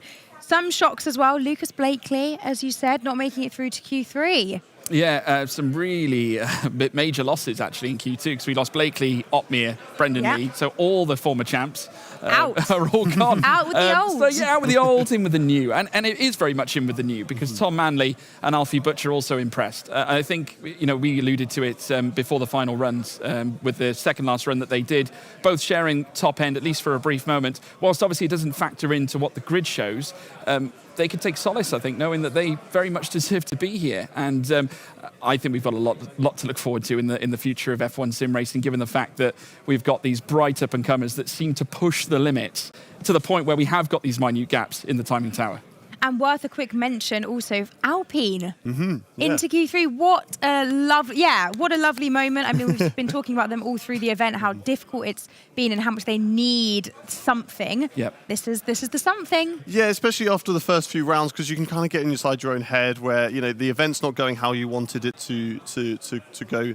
And unfortunately, it hasn't been there. But, they picked themselves up very, very well. And here is Patrick Sipos in Q2, I believe this is, to get himself into Q3. A top 10. Obviously, starting this race, he's going to be in that mid top 10. So he's going to be around the top 5, the top 6 area. So it's going to be a strong performance there from Patrick Sipos. But he needs to make sure he brings the points home. Zandvoort is obviously a very short track. It's very close together with all the drives. And we have seen wet weather come into it in previous seasons. So he's going to have to make sure he stays nice and clean throughout the rest of the race to make sure he brings those points home for the team. Absolutely convert it when it matters. Now, 2 teams that aren't going to be best pleased are Mercedes and Aston Martin, getting neither of their cars through to Q3. And unfortunately, Jarno Otmir, one of the drivers unable to make it through to Q3. Claire is with him now. I am indeed, alongside me, Jarno. We've had a bit of an up and down couple of days, haven't we? And from the excitement of yesterday's win to unfortunately being knocked out in Q2. Just talk me through the session, and please don't use the word that you used to me when you walked over, because that one will have to be beeped. Yes, it was a difficult one. Already Q1, it didn't feel really well, even though we were P4, P5. It felt like a really good lap, and I was only P5 and like 2/10 off. But yeah, I've kind of just struggled on this track in preparation running up to this as well. Especially with setup, just seem to struggle a little bit more on the tracks where there's a maximum downforce, mainly because I can't create a big enough of a wing gap, and yeah, it's just annoying. I knew coming into this it was going to be a struggle. I just had chronic understeer every single lap, so yeah, it's annoying, but next track should be better. Struggled a little bit on Zandvoort all year long, but that's how it is. So next one is going to be a completely different track again, a lot less grip, even though it's really high downforce again, and we're not running a big wing gap again. It should be a little bit better. The next track, though, is one that you enjoy quite a lot. It does, yeah. It's one of my favorites, especially in the race. This year it's a little bit worse because the marbles that are on this game make overtaking really difficult. So we're most likely not going to see a lot of overtakes in the race, same for Zandvoort, simply due to the fact that Zandvoort is too short of a track and Kota has the marble. So whenever you go down the inside of someone, you get marbles and you lose a lot of lap time. So we'll see how it goes, but yeah, can't wait for Kota. Are you going to tell us that it's really hard to overtake and then absolutely storm your way through the field and then end up on the podium and we'll all be like, hang on a minute, you told us it was hard? I hope that happens, yeah, but yeah, it's going to be difficult for sure. But we've seen yesterday as well a lot of different strategies in the races, caused a lot of chaos. And beforehand, you don't know what strategy is going to work well because it all depends on what happens in the mid pack and the front pack. So we'll see what happens, but we're going to have to take some risks. So. Okay, well, bad luck this time. Another one to go in only a couple of minutes' time. Are you ready? For sure. Always, always. Guys, back to you. Thank you so much. Right, let's have a little look at the provisional starting grid, shall we? Well, let's take you through the starting grid. Alvaro Caraton in 20th place. On the back row, joining him, Julash Oz Gilderim for the Haas team. We look further up into 18th, John Evans and Aston Martin, alongside one Alpine driver, Ruben Pedreño. Further up in 16th, we have Jake Benham, the All-Star, recognisably emotional after Q1. Brendan Lee also evicted down in 15th place very early on in Q2. Fabrizio Donoso in 14th place with Jana Watmir in 13th, one of the champions, or one additional champion that we lost through qualifying. Joni Tormela in 12th, another champion by that of Lucas Blakely, also evicted out of Q2 in 11th. Moving on up, we jump into the top 10 equation. Ismail Fassi starts 10th, with Danny Moreno in his first start this season in 9th, looking to try and take yet another victory at Zandvoort. Patrick Schipos, his best qualifying this season for Alpine, in 8th, with Tom Manley in 7th as well. In 6th place, Freddie Rasmussen in 6th. Thomas Ronha starts from 5th spot on the grid, looking for redemption after difficulties yesterday. Josh Ido in 4th. Alfie Butcher starts in P3. And then we move up to the front row. It's a Ferrari lockout. Barry Brumand and Nicholas Longuet starts pole. Thank you very much. Well, that is how things are going to line up when we go racing. But we're not there yet. We are not there yet because we still have one more qualifying to go. We'll be qualifying around Kota very shortly. But for now, as you can see, the drivers are all out of their rigs. We are going to take a short breather. And when we come back, we'll have a little chat with some of the drivers and then another breather before we get straight back into qualifying. Don't go anywhere. We'll be back very shortly. See you soon.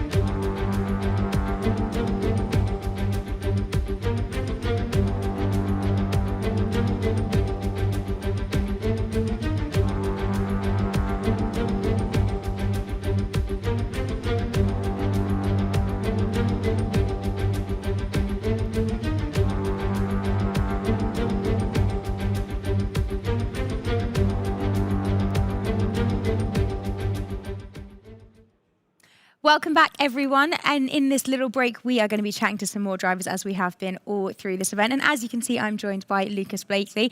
Lucas, just before we went live, we got the provisional starting grid, which has shaken things up a little bit, and you're now set to start P8. Nice surprise. Yeah, welcome, bit of luck for once, which has not been common this season, so I'll take it. Yeah, it was a little bit of a tricky qualifying, which was, naturally, not the way we wanted to start the day, but something that, it's inevitable. You're going to have days like this, so just got to brush it off and, just stay focused for, the next qualifying and then the races later on. Talk us through that qualifying at Zandvoort. What was it like for you? What were some of the challenges that you were experiencing? Well, we actually had rain again at the start. Yes, so again. I was actually quite happy about the rain. We've had, I think that's like 3 in a row. It is. Or something now, so that was fun. Got through Q1, smoothly. And we knew it was going to dry up, so it wasn't really, we weren't too sort of hyper-focused on the wet stuff and the intermediates. And then, we just, it was just one of those sessions. I didn't do any major mistakes on my laps. I mean, I can watch it back, and I don't think I'd spot anything that, would jump out as like a major time loss. We just couldn't generate lap time. I felt like we maybe lacked a little bit on the pace side, maybe something that we can look into, but it can't always go well. You're gonna have days like this. We got one car in Q3 as well with Danny though, so that's great for the team as well. Which was at least a positive to take it from going through that qualifying. Now we're just going to be eyes forward for the remainder of the day and just try and make sure we maximise any opportunities that come our way.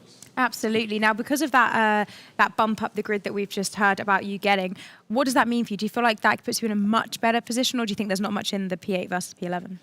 I'll definitely take P8 over P11. I think 3 positions. It's certainly like a little chunk better, but I think Zandvoort naturally is probably, I would say, in the whole calendar, one of the hardest to overtake. So we're going to need to be inventive, make sure that we're taking opportunities, being on the right tyres at the right time, making sure we execute a good strategy, and then we'll go from there. It's going to be a really challenging race. I'm not really sure how it's going to go, but I'm sure we'll find out soon enough. So. We will indeed. And looking ahead to our next qualifying session, not long before you get straight back into it, qualifying at Kota. How are you feeling for that one?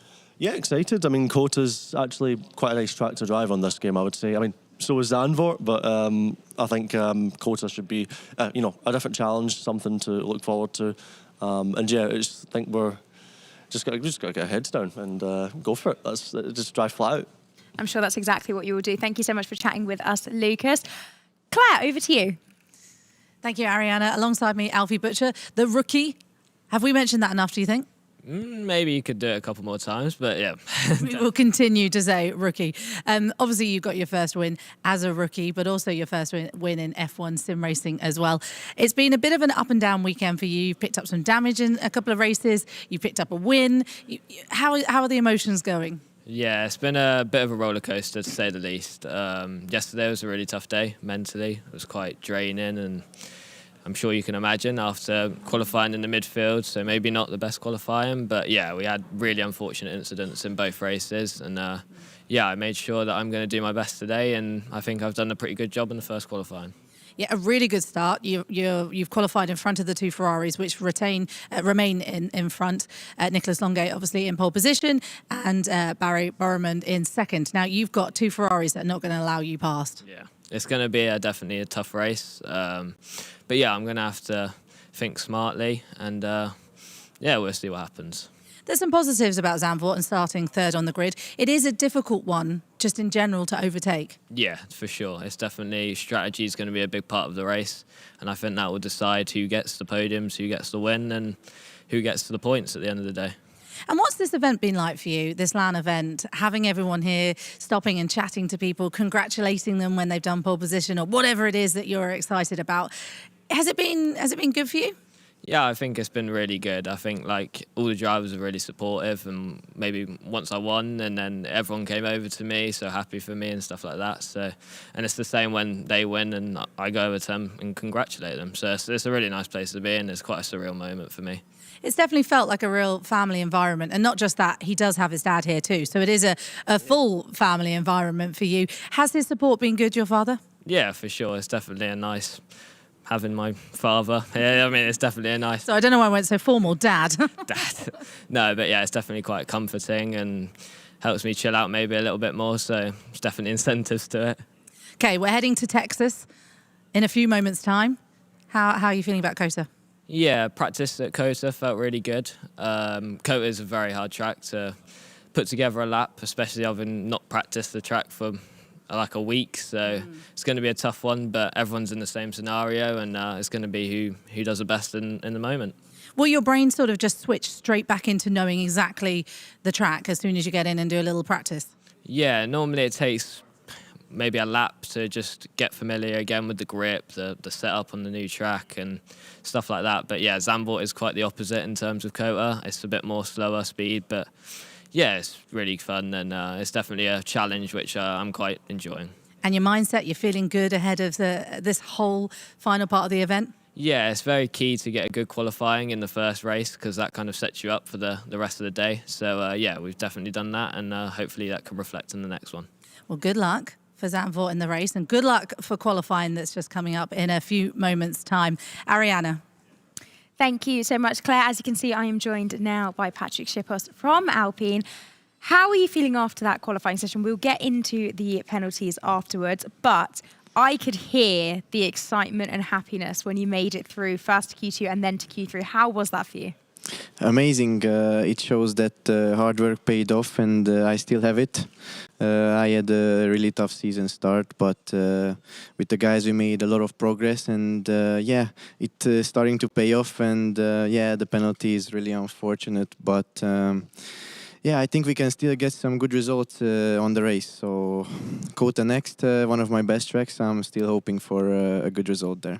Yeah, we could really hear and feel how much it meant to you and the team. It has been a tricky event so far for the team, especially in the qualifying sessions.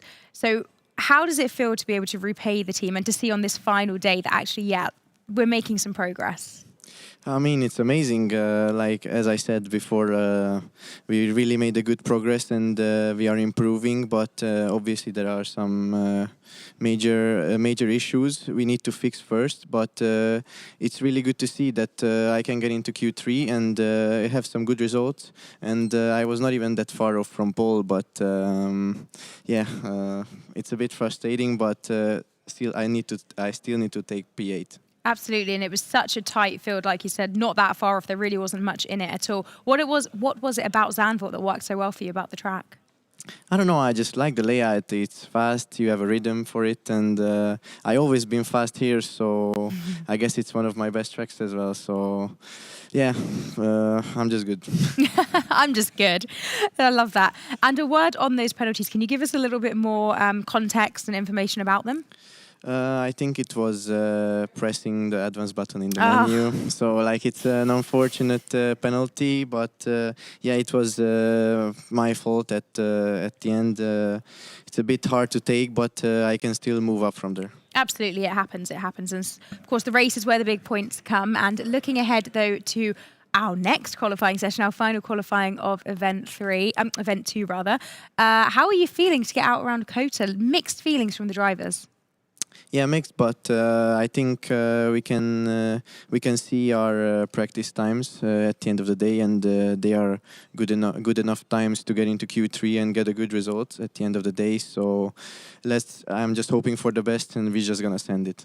Well, we're wishing you the best as well. Thank you so much for joining us. That is all for now. We will be back very shortly, and when we're back, we go qualifying at Kota.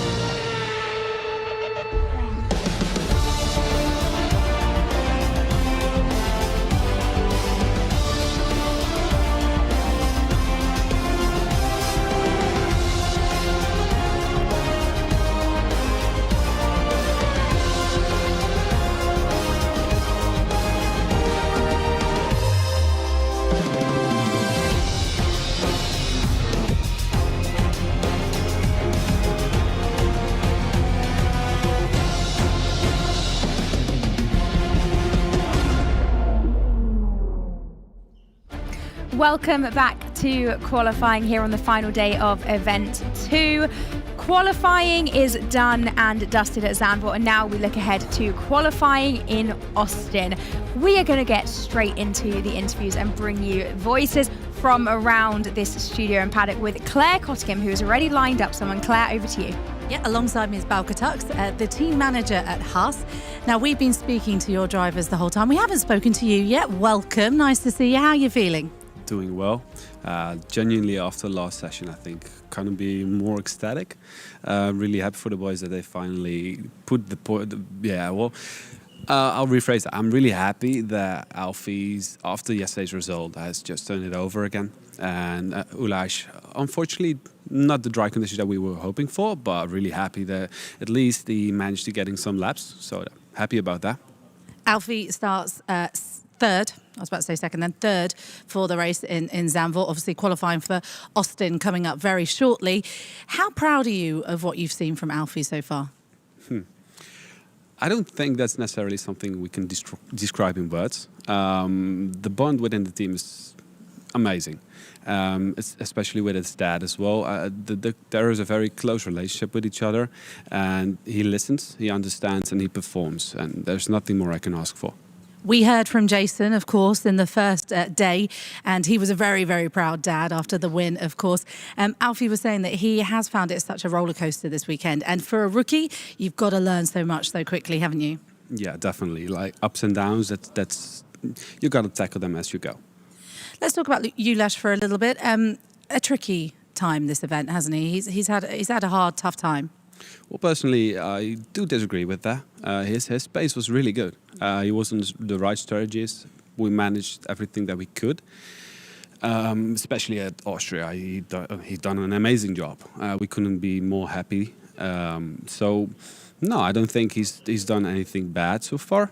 We just keep pushing to get that result on the table to score his first points, and we're definitely on track. And you're a vocal team as well. I've heard you cheering from over there for both your drivers when they've had strong performances, banging the table. It really does. It's a bit of a family vibe over there, isn't it? Yeah, straight on. I'm a very passionate and emotional guy, like you probably have noticed. Yeah, I mean, we're hands-on. We give it all or nothing, and I think that purely describes the whole feeling within the team. Like it's so close. Yeah. Kota a difficult one for strategy, or are you feeling all right? We're feeling definitely all right. Of course he is. That was a silly question from me. Ariana. Thank you so much, Claire. Lovely to hear from you both there. Right, guys, Hayden and George alongside me. Didn't even do any introductions there, straight into it, but you know us by now. Right, we're gearing up for Kota. Exciting. Looking forward to it. Yeah, Kota, another great track, a longer track compared to something that we've had at Zandvoort, and you have those moments to kind of breathe around there. There are some long straights, you can take that moment to sort of get yourself ready for the next section of corners, but some really fast-flowing sections, and probably the biggest difference between Kota and Zandvoort are the track limits. There's a lot of runoff area, a lot of areas where you really want to attack those track limits, but, you know, a little bit too far, and your lap time's gone. Indeed. George, we have obviously done qualifying in Zandvoort. We spoke about some of the big stories from that one. One of those being Mercedes not making it through to Q3 with either of their drivers. What do you think the atmosphere is like there? It's been a bit up and down this weekend for them, hasn't it? Yeah, I mean, don't get me wrong. I mean, credit to both drivers. They have certainly had, in terms of their stats, quite a grand rise. And Mercedes currently sitting at the top of the team's championship standings. Jarno Opmeer obviously at the head of that, with Danny Berejnay and Jake Benham coming into his own. Benham's been unlucky so far in this event because, of course, he's had moments of brilliance, but then little glitches of hardware have certainly failed him. He's just had one today. We saw his emotional reaction. They've been working hard on the rig to try and fix the calibration, so I know that they have now got to a point where he is pleased. The braking is now back to where it should be, so hopefully he'll have a better run around Kota. But take a look at some of those points. Truly sensational wins. 12 going to Jarno Opmeer, of course, most recently taking one this season. When we look back at Silverstone, podiums 25, and we've got to look back at Jarno Opmeer and Danny Berejnay's superb performance to go from the bottom 10 into the top 10, scoring major points at Spa.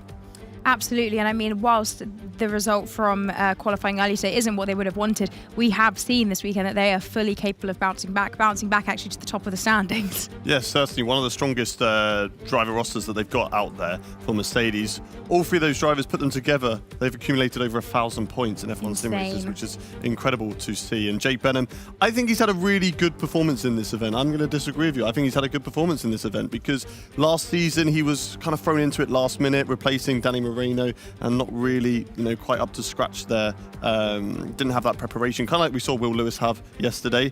But this time around, the preparation has been on point for him, and he's been, scoring the points for Mercedes and had a fantastic performance. Indeed. Now, you guys, I know that you're all enjoying watching from home. Make sure you let us know your thoughts and feelings about this round, about this event, should I say, with the hashtag F1 Esports. You can follow us on all of the usual platforms. We are all keeping an eye on all of your messages. George is very active on social media. He's seeing everything that you're posting. So make sure you use the hashtag F1 Esports to get in touch with us. Now, we have several champions amongst us as well. Brendan Lee, Lucas Blakely, Jarno Opmeer. We've just spoken about Jarno there. Little bit of stats here between the different champions. Talk us through it. What is this showing us here? Well, I mean, when you take a look at this, we're very fortunate to have 3 individual champions. All 3 were evicted, though, in Q2 back at Zandvoort, which was truly surprising. But take a look at this. Pole position-wise, they're relatively similar. In terms of starts, though, Brendan Lee, just by sheer nature that he's been around since 2017, amassing 62 starts throughout his campaign. But what's interesting to note is that despite Jarno Opmeer only having 53, splitting the difference between Blakely and Brendan Lee, he's got over 12 victories, double of that of his fellow champions in F1 sim racing. And the same could be said for his podiums, nearly double there as well. Truly astounding. And it just goes to show that he is truly on a bout of excellence. He has just taken another victory, and Jarno could be the first guy, the first driver to come back and reclaim a championship after losing one and being the very first 3-time world champion.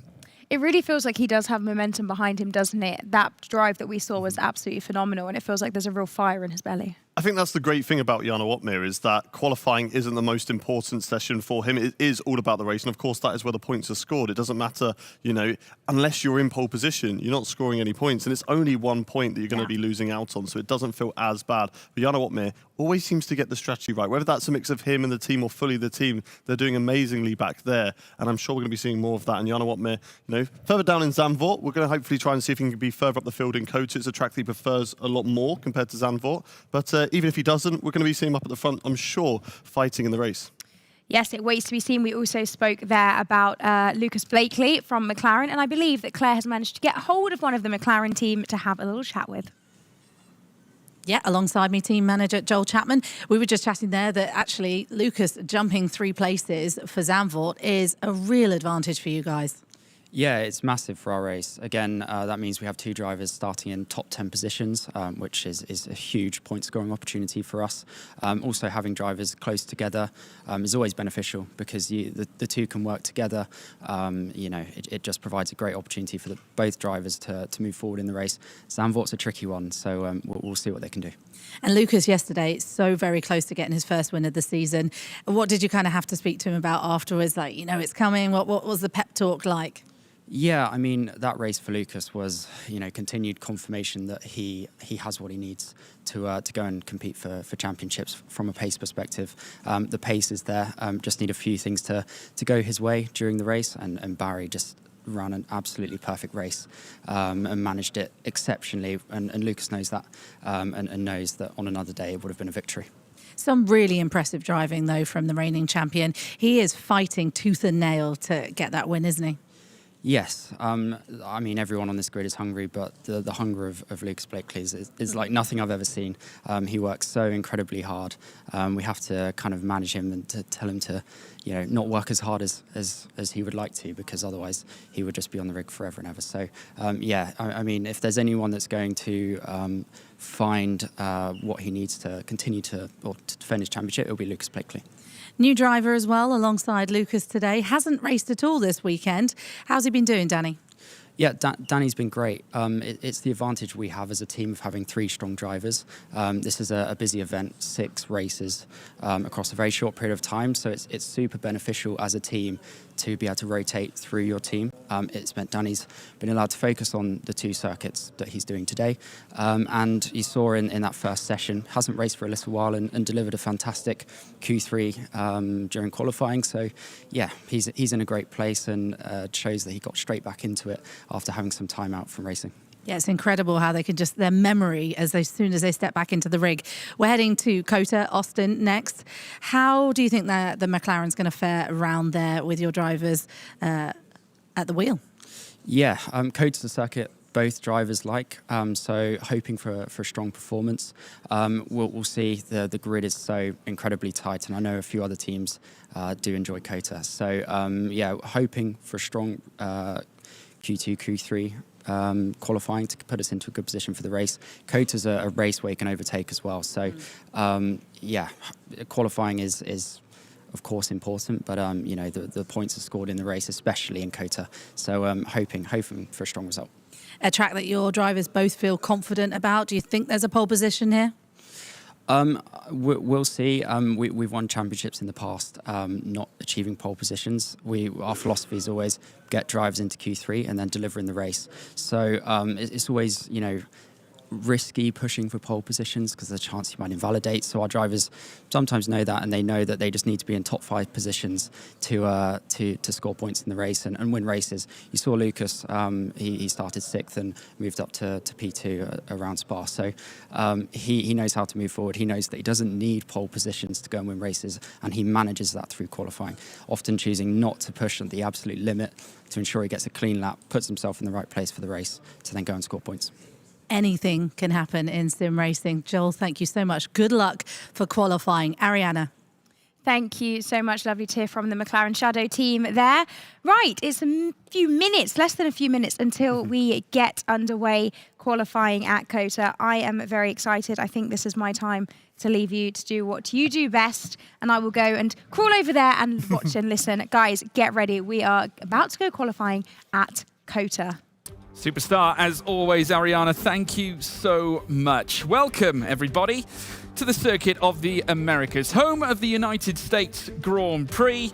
And certainly here in the Formula One Sim Racing World Championship, we have seen many tales told, but the most recent one being that of Jarno Opmeer in what many describe as one of the greatest league races of all time, actually taking place last season back in 2022. That bore Jarno Opmeer a race victory in the closing stages of that season. The other tale to tell you is, of course, Brendan Lee. We heard from him earlier on about how special Texas is to him. This was where he managed to scoop up the championship title all the way back in 2018. The circuit itself, it is 5.513 kilometers, that's 3.426 miles, capacity of 120,000 with DRS zones aplenty. 2 of them, but still plenty of opportunities for overtaking when we go racing later on this afternoon. Broke ground back in 2010 on the 31st of December and opened up on the 21st of October 2 years later. 20 corners, and that is exactly what these drivers need to negotiate their way around a fast circuit, and one I am sure that many of the drivers are looking forward to landing a pole time on. Anything can happen at COTA here, Hayden. I'm looking forward to it. I certainly am as well. We had an amazing race last season in F1 sim racing, and once again the groans go around the studio as rain is falling here at COTA. But yeah, one of the best races we had last season. Well, I remember that 4-way battle for victory right up until the end. Brendan Lee managed to sneak a podium at that race, and there is confirmation. Light rain here in COTA to start off the qualifying session. We'll have to wait and see where the conditions are going to go. Is it going to dry up like we have seen, or is it going to stay like this, or maybe even get worse? We haven't seen the weather go that way so far this season in F1 sim racing, so it'll be interesting to see. Both Ferraris looking confident. They have been feeling good. I remember that cheer yesterday when they saw the wet conditions in Spa, and they were strong earlier on today in Zandvoort as well. So let's see if it can work for them here at COTA. Yeah, looking to follow suit from earlier on. Alfie Butcher actually the first to bail out on track as we begin this Q1 session. You can see the Haas there on our back screen here in the arena, now making its way through the slalom that exists here in this opening sector of the circuit, which bridges into Sector 2. Quite an interesting track here as well. The layout, fascinating. It has to be said, Hayden. You get the initial sector, which you've got A very tight hairpin, which is going to be one of the key overtaking zones, I think, heading through towards turn 1. Many drivers' favourite. Well, obviously, it's action-packed at the start, almost a little bit like turn 3 at Austria to a certain extent, because the corner is so slow. It forces the drivers to perhaps even send a dive bomb, sometimes an overzealous dive bomb, but at the same time, it does open up opportunities, and then you bridge into Sector 2 with the slalom section requisite of Maggots and Beckett's at Silverstone. Yeah, it's a circuit that's just picked and nabbed great sections from other circuits around the globe. Yeah, Maggots and Beckett's in Sector 1. You've also got the long right-hander, which is obviously opposite to that famous long corner in Istanbul. But Alfie Butcher, the first driver out on track, he's on intermediates. Fabrizio Donoso on an outlap on the wet, so similar to what we were seeing in Zandvoort, of course, where Fabrizio Donoso likes to get that lap out on the wet tyres, get that feel, and he was the one that we spoke to, of course. He likes to get that delta in just so he can have something to judge against when he goes for his flying lap later on the intermediate tyres. But a lot of drivers getting themselves out there on those inters. They're going to be testing, of course, their equipment in these installation laps. I doubt many of them will be going out for flying laps, but if they do, then it suggests to us that the track will be really getting a lot wetter by the end of this Q1 session. So they'll be wanting to get their lap times in early, but nobody looks like they're in a major rush to get a lap time in right now, especially as you've got a few of the guys on wets. Donoso is on wets. Moreno momentarily went onto the wet tyres, but has not opted to go out of the pits yet. Yeah, it's interesting, isn't it? We've seen a very diverse usage of wet tyres and inters in the past at the very start of qualifying. This time it's entirely different. I mean, we've got Donoso, albeit on wet tyres for an outlap, but the rest of the grid all adopting the intermediate straight from the get-go. Any ideas, Hayden, on why they're possibly taking this route? I mean, it's just mainly just to test all of the equipment at the moment. That's what they are subjectively doing to make sure that everything's working all right. But Jarno Wotmir is going to begin a lap on the intermediate tyres. So he's going to be getting his first banker lap in now as he rises up the hill. A real roller coaster ride is this Kota circuit. You rise uphill into turn 1, and it's a very wide entry, which really opens up that opportunity for drivers to have a look up the inside into that corner, but it tightens. It really tightens on the exit. It goes from about easily 4 wide into turn 1, but if you're getting into 2 wide on the exit, you're probably going to get into trouble. So you've got to be very careful through this section. It's so easy to make one mistake at the beginning of this section, and that will throw you off throughout its entirety, pretty much wasting that lap. I mean, even one small mistake on any lap in F1 sim racing, and you're probably going to throw it away, and you're going to have to come back into the pit lane because this field is just so close with each other. But Jarno Wotmir, must be said, he is enjoying these wet weather conditions. It's kind of equalising the field, and he's given him an opportunity, and he had a great run yesterday in Silverstone. We'll be looking for something similar here today. Yeah, and he spoke a lot as well after the result at Silverstone about the power of the slipstream over various sections of the track. Again, this is going to be a factor here at Kota. If, of course, you get in the aero heading down that long straight. I mean, that is one of the best overtaking points, as well as the home straight heading up through towards turn 1. So you've got a feast of opportunities. And another unorthodox opportunity is this section of track, heading through the triple right-handers before you then venture through towards the final 2 corners. It looks great, but there is a danger to it. Yeah, certainly. Jarno Wotmir experienced a little bit of traffic on the outside on the exit of that long sweeping right-hand. I believe it was an Alpine just hanging on the outside there, trying to get off the racing line. Jarno Wotmir across the line, set the first lap so far. It's a 1:42.2. Actually, the second lap, Alfie Butcher's gone faster with a 1:42.0 on those intermediate tyres. But we'll be interested to see how this session develops, how the track develops. Is it going to get quicker? Jake Benham almost matches his teammate 2 tenths off at the moment. P3 for the time being, but a lot of tyres opting not to go for a flying lap just yet. Freddie Rasmussen there, Josh Eder actually into the box. Fabrizio Donoso on those wet tyres though. Let's see what he can do. How much off the pace are those wet tyres compared to the intermediates? He'll come across the line, and this is going to be a 1:46.8. So 4 seconds off the pace there for Fabrizio Donoso, but of course on the slower tyre. Yeah, 4 seconds, you're absolutely spot on. 6th fastest now is Ismail Fassi, goes 3rd fastest ahead of Jake Benham. Patrick Sheepos 5th with Tom Manley, who's bailing into the pit lane. So interesting to see the differences of opinions between drivers. Obviously, some of them just opting to take an out lap and take a fast run and then take it straight into the pit lane as opposed to crossing the line. Many drivers, though, opting to find that delta. Butcher currently at the top of the timing tower with a 1:42.089 as now we ride on board with Brendan Lee, who heads through the final corner at turn 20, feathering that throttle, finding the grip as much as he can anyway, goes 5th fastest, just in behind Fassi, a 42.425 under his belt. Butcher, though, with a steady advantage up at the top. No one quite near him just yet. Just under 0.2 of a second. He's looked strong in qualifying all week so far, and he'll be looking to continue that later on here at COTA. Strong performance there from Alfie Butcher. Into the box at the moment. We'll be waiting for that second run as we get an invalidation there for Ruben Pedreño. He's going to come into the box because there's no need to continue onto that lap there. So Pedreño into the box there. Those are a lot of our drivers, apart from the ones who have recently just set a lap time. Of course, Fabrizio Tonoso, John Evans, Patrick Sipos. Patrick Sipos, very strong qualifying in Zandvoort, but unfortunately he is under investigation. Looks like he could receive a penalty for advancing to the session too quickly. Now, we spoke about those penalties yesterday at the top of the race show, and a few drivers did get warnings for advancing sessions so quickly. So Patrick, please, if you get into further qualifying sessions, keep your hands off the steering wheel. Don't touch it, all right? Don't advance to the next session, please. Yeah, just an eager beaver, isn't he? Just keen to get going.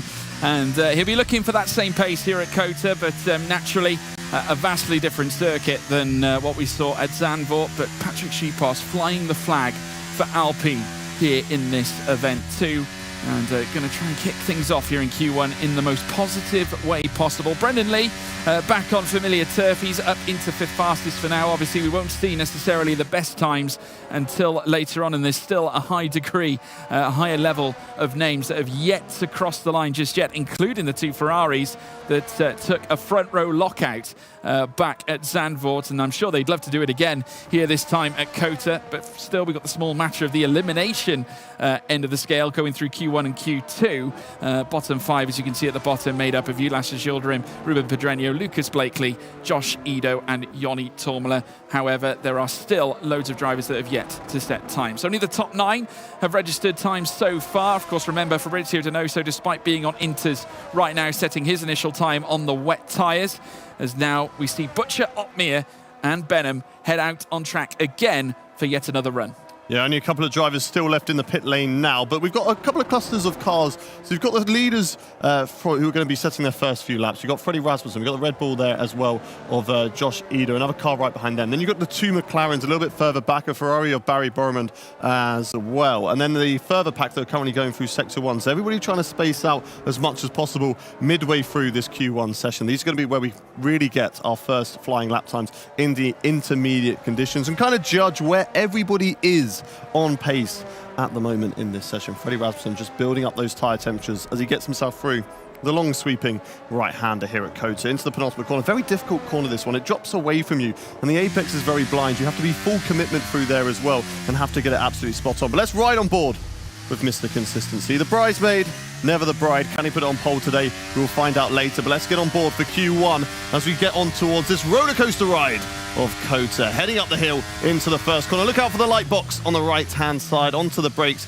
and really just clip the apex on the inside. Easy on the throttle as the track drops away from you. It's very easy to lose the rear end on traction, and Freddie Rasmussen, of course, doesn't do any of that. Now side yourself up through the sweeping left, then right, then left again, then right again. It's a double right-hander through this one. Keep it hooked in, keep the car over to the right to get over on the left-hand side. Cut as much of the curb as you dare without being getting your lap time invalidated. Now back over on the left, the track limits are very, very easy to pick up through that section, and Freddie Rasmussen doesn't get any of them. Heading down into this next hairpin, another corner that's really open on the inside but tightens on the exit. You want to focus on the exit though, because there's a long straight where DRS will be activated if we get to dry conditions. Freddie Rasmussen though, looking good so far in Q1 as he's going to be heading down into the next braking zone. Keep it on the right-hand side. If it gets to dry, you might be wanting to use more of the curbing on entry. Really cut this left-hander because you can get away with it and extend on the outside, carrying as much speed as you possibly can through there. Now, I'm so sensitive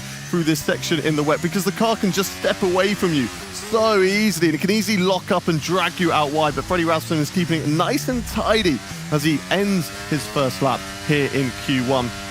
All the way through the long right-hander now, and into this corner that I said earlier, dips away from you, can't see the apex, full commitment to really ride on the inside of the curb, and Freddie Rasmussen nails it spot on. Don't extend out wide with the track limits into the last corner and take it nice and tight, because you don't have to worry about the exit, because the line is so close to that final corner. Across the line, Freddie Rasmussen puts it fastest, a 41.8. Yep, 1:41.8. No surprise to see the times improving. Josh Ito, his teammate, going third fastest. Johnny Tormala for AlphaTauri going into 6th. Lucas Blakely yet to nail a time on the board, goes second fastest and enlists a second 1:41 of the session. As we now see Tom Manley splitting them now as well, and AlphaTauri up into second place, joining its Red Bull counterpart right at the front row, if this was, of course, the Q3 session. As we're now seeing them, Longe now goes into third fastest. The Ferrari now enlisting its own 1:41.923, matching the time of Tom Manley, who sits in second. They are both just over a tenth of a second, matching to the thousandth. There's now Alfie Butcher now beckons his way down through towards turn 20. We've seen upsets from him in the past. So far this event, he goes second fastest ahead of his young debutant rival, Tom Manley. Jarno Opmeer, the Flying Dutchman, twice the race winner here, and he's gone faster so far as well with a 1:41.5, and his teammate Jake Benham rising again to go second. Mercedes 1 and 2, at least for now. Yeah, 3/10 faster as well than the rest of the pack, so that's fantastic performance there from the Mercedes team. Pedreno, unfortunately, bailing out of his lap time. Didn't look like he invalidated, so just made a mistake on his lap, but fantastic performance there from Mercedes. 1 and 2 at the moment, showing that COTA might be a strong track for them. Here comes Thomas Ronhaar. Let's see what he can do. Rounds the final corner towards the line. The lap time will be good enough for P3, and that is looking very nicely at the moment for him, but doesn't mean you're going to be safe. It's not like when we're running in the dry and you can sort of rest on your laurels there. You certainly can't in these conditions, because it can easily dry up at the end of the session and you can get caught out like we saw Mercedes and Williams do yesterday.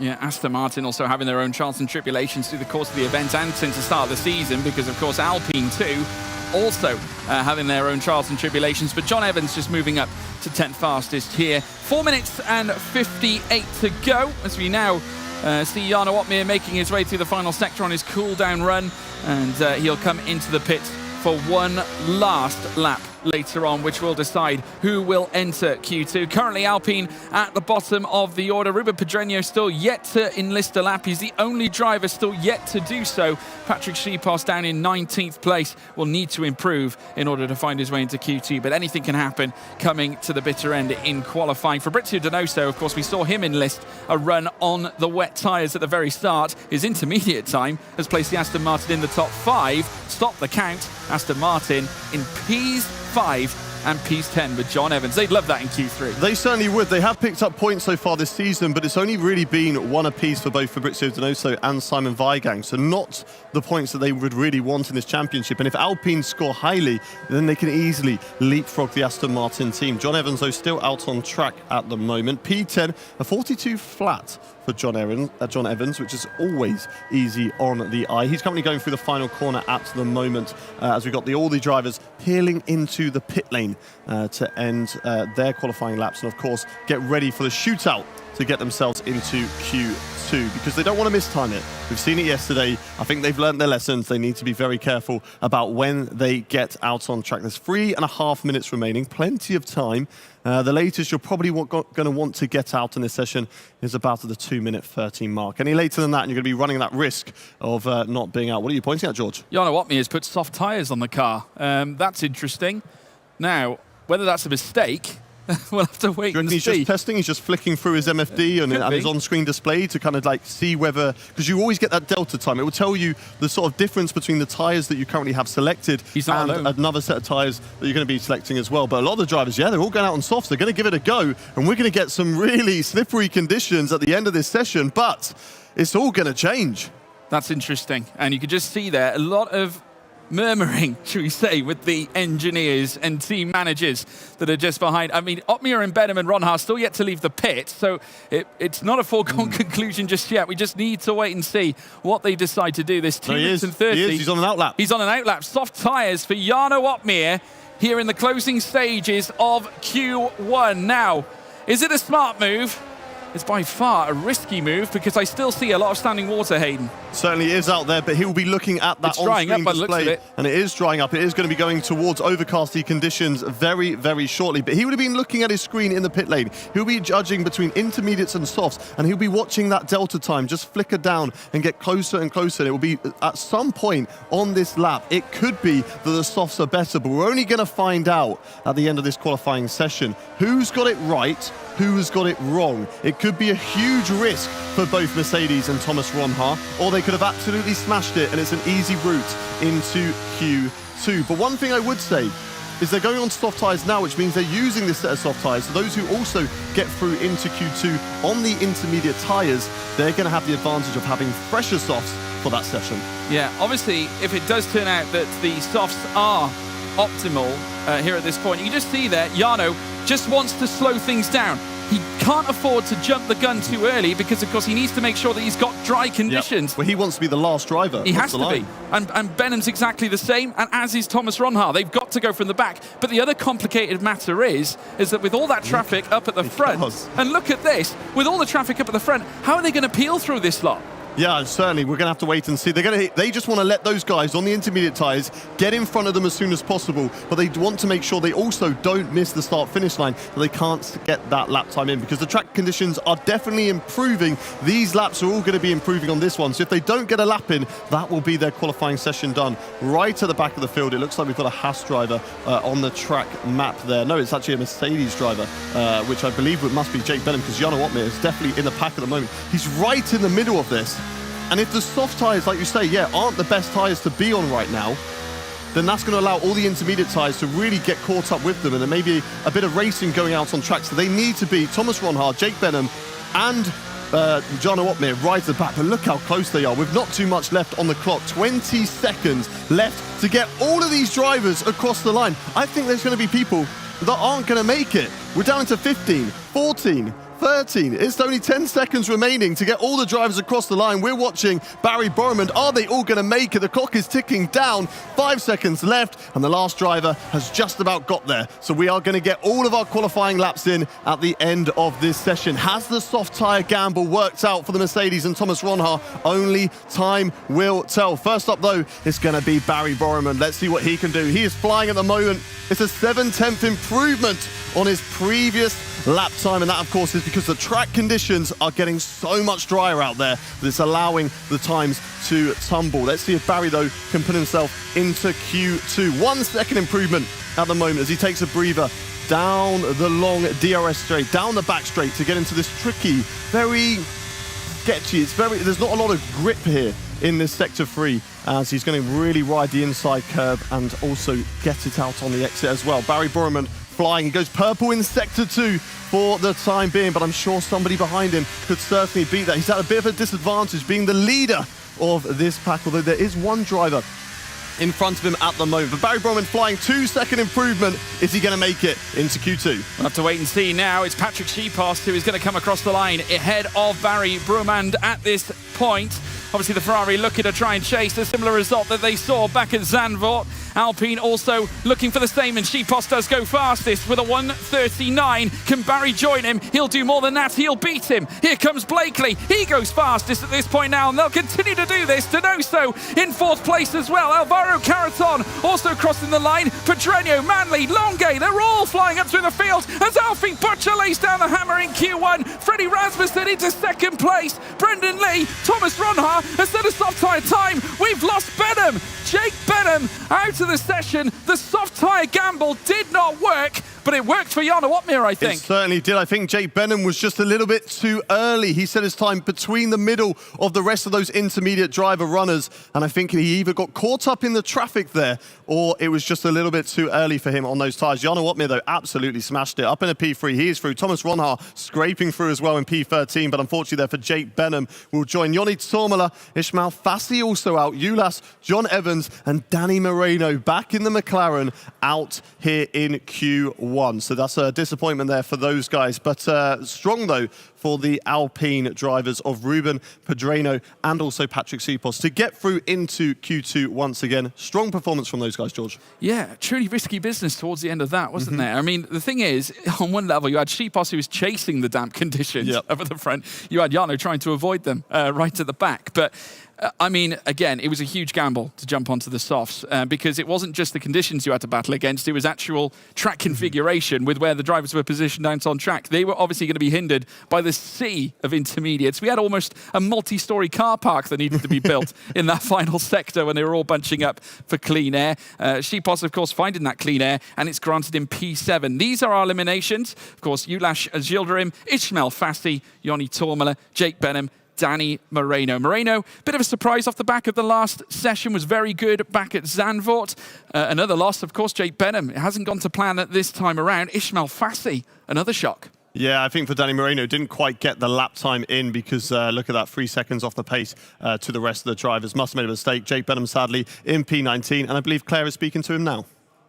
Yeah, I do have Jake alongside me. Again, unfortunate to see you so early. The soft was a gamble, and it was one that didn't quite work out for you. Yeah, I think it was slowly getting to softs being quicker, but yeah, it just wasn't enough. I just didn't have the confidence in the last run that like Jarno had, and I think only one other got through. So yeah, they just nailed laps. I also didn't position very well in traffic, but yeah, got a big recovery in both races in the next couple hours. So yeah. At least this one you can overtake. Yeah, it should hopefully be a bit easier than Zandvoort, but ultimately you want to be up the front, and yeah, it's not ideal to be qualifying here. Bad luck again, but good luck for the race. Let's head over to Q2. Yes, thank you, CC. Jake Benham, obviously disappointed with that. And like we said, just a situation where conditions just weren't necessarily in his favour over the soft tyres. It was a battle. Thomas Ronhaar was the other driver that was utilising the softs in that closing stage and managed to find his way into Q2. This time, those softs applied across the grid because we've got an overcast, but dry session, Mr. Gullis. Yes, certainly. But just like we saw in Zandvoort, I don't think it's going to be a case where the conditions are going to be completely the same across the rest of the session. Yes, you have that usual track evolution, but I think it is going to continue to dry over the course of this Q2 session. Drivers, though, wanting to get a move on. Thomas Ronhaar will surely be doing this lap time on the used softs that he used, obviously, in Q1. But for everybody else, unlike Thomas Ronhaar and unlike Jarno Opmeer, they will all have 3 brand new sets of soft tyres to their name to really push it in this Q2 session. But then for some of them as well, they're going to want to kind of keep them back so they're ready to go later on into Q3 as Thomas Ronhaar gets a little warning for corner cutting. But this time he doesn't speed into the pit lane. He slows down for it, doesn't want to fly into it just yet. Yeah, he was branded with an invalidation nonetheless. He did margin over to that white. I say margin, it was quite a cut. But yeah, it was only an entry into the pits anyway. Wouldn't have necessarily enlisted at that lap time. So we will see him back out, I'm sure, very shortly. 12 minutes and 40. Still to go, still very early days in this Q2 session. We don't tend to see the action happen until around the 8-minute mark or so, or with 8 minutes to go, I should say, as Brendan Lee now makes his way to the final corner at turn 20 and up towards the line and will begin his flying lap time here in Q2. Still a blank slate on the timing tower. Plenty of key names to watch out for as well. Great to see Blakely coming up to the front end towards the end of that last session, but it was more a test of strength, a test of tenacity, a test of mental fortitude towards the closing stages of that session in Q1, Hayden. This is more of a straight shooting, who's fastest type of affair. Yeah, well, it should be normal as invalidated there from Brendan Lee. You just saw he just took a little bit too much on the inside going through Sector 1. It's such a tricky section there because you have to be right on the limit. Just like we saw yesterday at Spa in the Le Com section, you really have to cut the corner as much as you possibly can because it's going to gain you loads of lap time, but cut it a little bit too far, and of course you're going to be invalidated. So it's, you know, that high risk, high reward, and Brendan Lee, unfortunately, will have to go again. But he's got plenty of time left in the session. 11 minutes on the clock, as you can see in the top right-hand corner of your screens. We ride on board with Nicolas Longuet, opting to get that banker lap in on the soft tyres. He was one of those drivers who didn't set the soft times in Q1, so he will have brand new softs to his name, and he is finding his way through the latter section here at Kota. Nice and tidy through that difficult corner, where it's so easy just to send one up the inside as well. Again, it's another corner that opens up on entry, but tightens on exit. Nice and tidy, and again, full commitment into this left-hander blind. You see it last minute. You've got to really attack the inside curve. Can definitely take more of the inside. Nicolas Longuet opting to bail out of this lap again. Just another installation lap, just to make sure everything's running fine between Q1 and Q2. Yeah, Jarno Opmeer finding some delta, obviously ready for his final run later on, a 1:31.854, the only driver to currently set a lap. We do have a couple of other cars making their way around the final corners, including John Evans, but he might choose to decide to come into the pits. He almost certainly does, and he's not alone. His teammate Fabrizio Donoso Delgado now also coming in. The sole car now out on track is the Flying Dutchman, Jarno Opmeer, who is now out on his coal-in lap now. So we'll be looking to try and bring his car back in. The sole time on the board, a 1:31.854, will tee up a reasonable banker, just that he can measure against as the track obviously evolutes coming through towards the final portions of this session. Though there are still many red herrings right now. Of course, I'm sure we'll see many great drivers trying to fight for the front. Tom Manley, I'm expected to see towards the front end of the order, as well as Rasmussen. Longuet as well, who has qualified brilliantly so far this event. Manley already skipping out onto an outlap. Rasmussen doing the same. Shipos and Ido. I suppose the benefit for Opmeer in this instance, he could probably take a little bit of an extended break at this point. Doesn't need to overuse and abuse the tyres. Yeah, for sure. I reckon that lap was probably set, though, on those used soft tyres that he had at Q1. But for him, you know, he's already done that soft run, so he's slightly got his eye in. Yes, okay, they were going to be slippery conditions, so it's not obviously perfect for him as he now peels into the pit lane. But for everybody else, they were going really fast on those installation laps, and that is just, again, to get yourself out of how you drive in the intermediate conditions and get yourself back into that rhythm of when you're driving on soft tyres. So they are ready to go and, you know, in the groove for this last little battle here in Q2 to get obviously into that top 10 shootout. Freddie Rasmussen at the moment on a outlap as well, building up tyre temperatures on the brake, on the throttle at the same time. We discussed it before. You just build up brake temperature, that builds up tyre temperature, and then you're able to get set and ready for your flying lap. Only drivers in the pits at the moment still. Jarno Opmeer and John Evans must be leaving it till the end, but John Evans is peeling out of the pit lane now. Jarno Opmeer, if he wants to go for 2 runs in this Q2 session, will need to get out shortly, otherwise he's going to be running that risk of only having that 1 lap available to him. But Freddie Rasmussen building up at the moment. Always been near the front in qualifying. He's a strong driver in these conditions, George, and I reckon we will see him up at the top of the field once again. I'm sure we will. Of course, Rasmussen, a winner back here in 2019, and beating the likes of Enzo Benito and Brendan Lee, who came 3rd in that year too. So back-to-back podiums from 2018 to 19 for Brendan Lee, who currently sits P12 in your timing tower. And of course, the following seasons then it would be Jarno Opmeer with Dutch domination. It was Dutch domination last season too, because not only did Jarno Opmeer lay claim to a fantastic race win, but Thomas Ronhaar would come second, enlisting 2 Dutch drivers in the top end of the placings. P1 and P2 go into them respectfully. Brendan Lee coming home 3rd again back last season as well. As we now witness Freddie Rasmussen making his way through the slalom section in Sector 1, bridging into Sector 2, Hayden. Yeah, certainly so. Such a tough section through here because you really have to be full commitment over the curves. Look at Freddie Rasmussen taking so much, cutting the corner. How has he not got a penalty? Because he just about kept 2 tyres within the white lines. Fantastic there from Freddie Rasmussen through that section of corners. Always a joy to see. Hard on the brakes now in towards the hairpin and really open up this corner. Focus fully on the exit because it's such a long back straight down here, and if you mess up the exit of the corner, maybe take it a little bit too tight, you're just going to be losing time all the way down towards this next braking zone. Braking at about the 100-meter board just before it, and really again another corner that you want to fully attack. Not riding too much curb there from Freddie Rasmussen. Didn't want to unsettle his car, maybe running a lower ride height, that would just affect that for him. So nice and tidy then through this sector 3 from Freddie at the moment. Clip it back round to the left and square off that corner as we go through this long right-hander now for Freddie Rasmussen, right over the inside of here. And again, full commitment now into the left as it just drops away from you,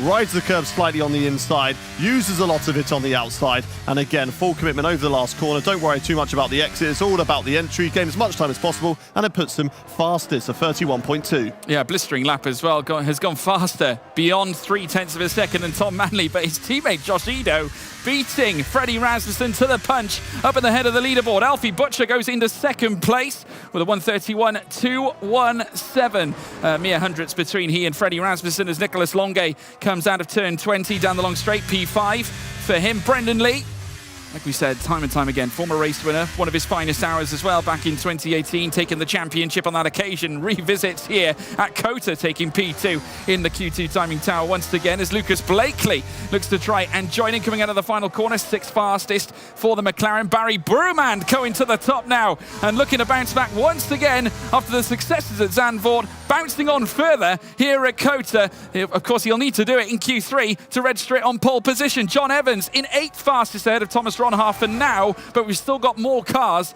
to enlist lap times, to say the least, including the Flying Dutchman, Jarno Opmeer, who has made a personal best in the first and second sectors. He is now 5/10 up of the realm and making his way through the triple header as he now makes his way through the final 2 corners now on this lap. Turn 19, turn 20 to come. The Flying Dutchman let him fly yet again, this time in Q2, currently positioned in the elimination zone at this time, but he'll come across the line and move into 7th behind his title rival, Fredrik Rasmussen.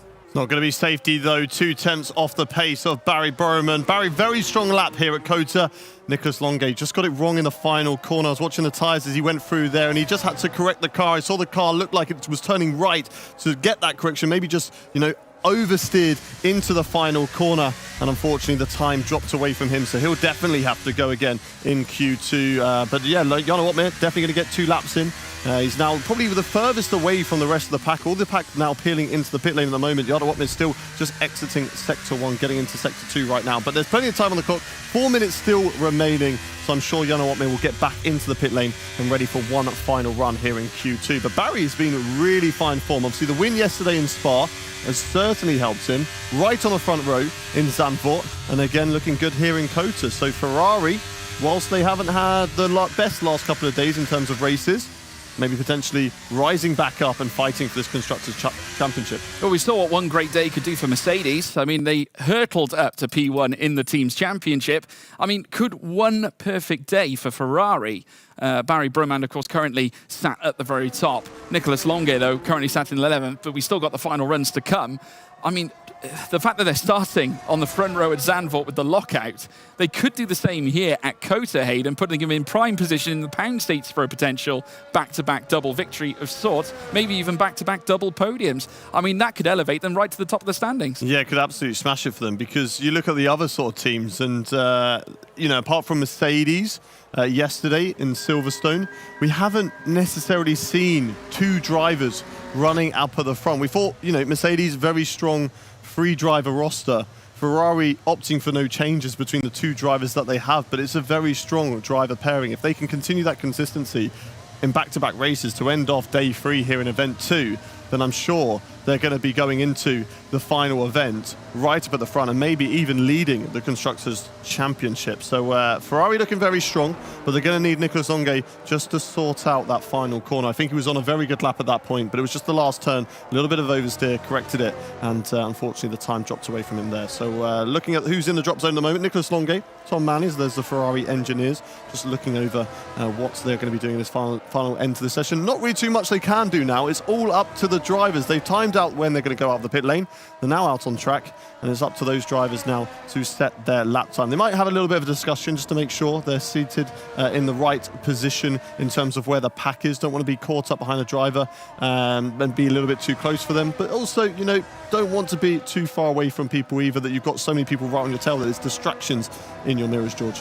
Yeah, it's an interesting complexion when I look at some of the different teams that are working behind the scenes here at the F1 Sim Racing World Championship, because AlphaTauri have gone against the grain of sorts with their 3rd driver that they bring to the forefront. They then act as an engineer for their fellow drivers, which is something that's vastly different from every other team that is in this arena right now. So Tom Manley, who we're currently seeing on screen, might be getting some feedback, some advice from the likes of Jed Norgrove, who is on the microphone. We've of course seen him competing yesterday. He certainly put on some blistering performances and displays, but offering that insight and advice from a driver's perspective could be all the more valuable. Yes, certainly. I mean, look, at the end of the day, these drivers play this game so much that they know all these details. They've done all the testing in the preparation, in the build-up to it. They know, how long tyres are going to last, and they know the perfect ideal strategy. They know the right time to go out the pit lane. So these drivers can also double up as engineers. Obviously, you know, you can't just do it yourself when you're in the cockpit because you need that guy behind the scenes to give you that information that you might be lacking when you're solely focused on what to do out on track. And solely focused is Tom Manley, as he's going to get us underway for one last go in Q2 to get into the top 10 shootout. Rise up the hill. It's a roller coaster ride at Kota. Clip it on the inside of the apex of turn 1, and he's already improving on his lap time. He's nearly 2 tenths up as he goes through turn 2 there and setting himself up for the very difficult sector 1. Through the left and the right. Do not invalidate your lap time. Then get it onto the late apex. Through there. Ride the inside. Probably could have taken more curve that we saw Freddie Rasmussen do early, but really opening up the right-hander to set yourself nicely through that little chicane there. 1/10 up currently, lost a little bit of time through that sector. He was about nearly 2 tenths going into it, so he lost about half a tenth, and he's losing even more as he goes into the braking zone, but gains it on the exit. But again, still just time dropping away from him after that incredible turn 1 and turn 2. Tom Manley will need to build up the lap time because he's not improving by much, and he is currently in the drop zone as we speak. Going through the left, taking a lot of the curb on the inside. That's what you need to do. A lot of curb as much as possible through the right. Get it all slowed down. And this section, you just got to be so patient. You just want to get through as quickly as possible, but the car is just stepping away from you. There's so little grip through that section of the track, and Tom Manley is looking strong at the moment compared to his previous lap time, but I do not think it's going to be enough to get himself into Q3, George. He's personal bested in the first 2 sectors. The delta is around the 10th. It boosts up to the 2/10 of a second mark now, coming out of turn 20. Tom Manley looking to upset the balance of the order, and maybe Barry Burman as well. Can't quite do it. Qualifies 8th fastest. He's in danger. Denoso with a stellar lap moves up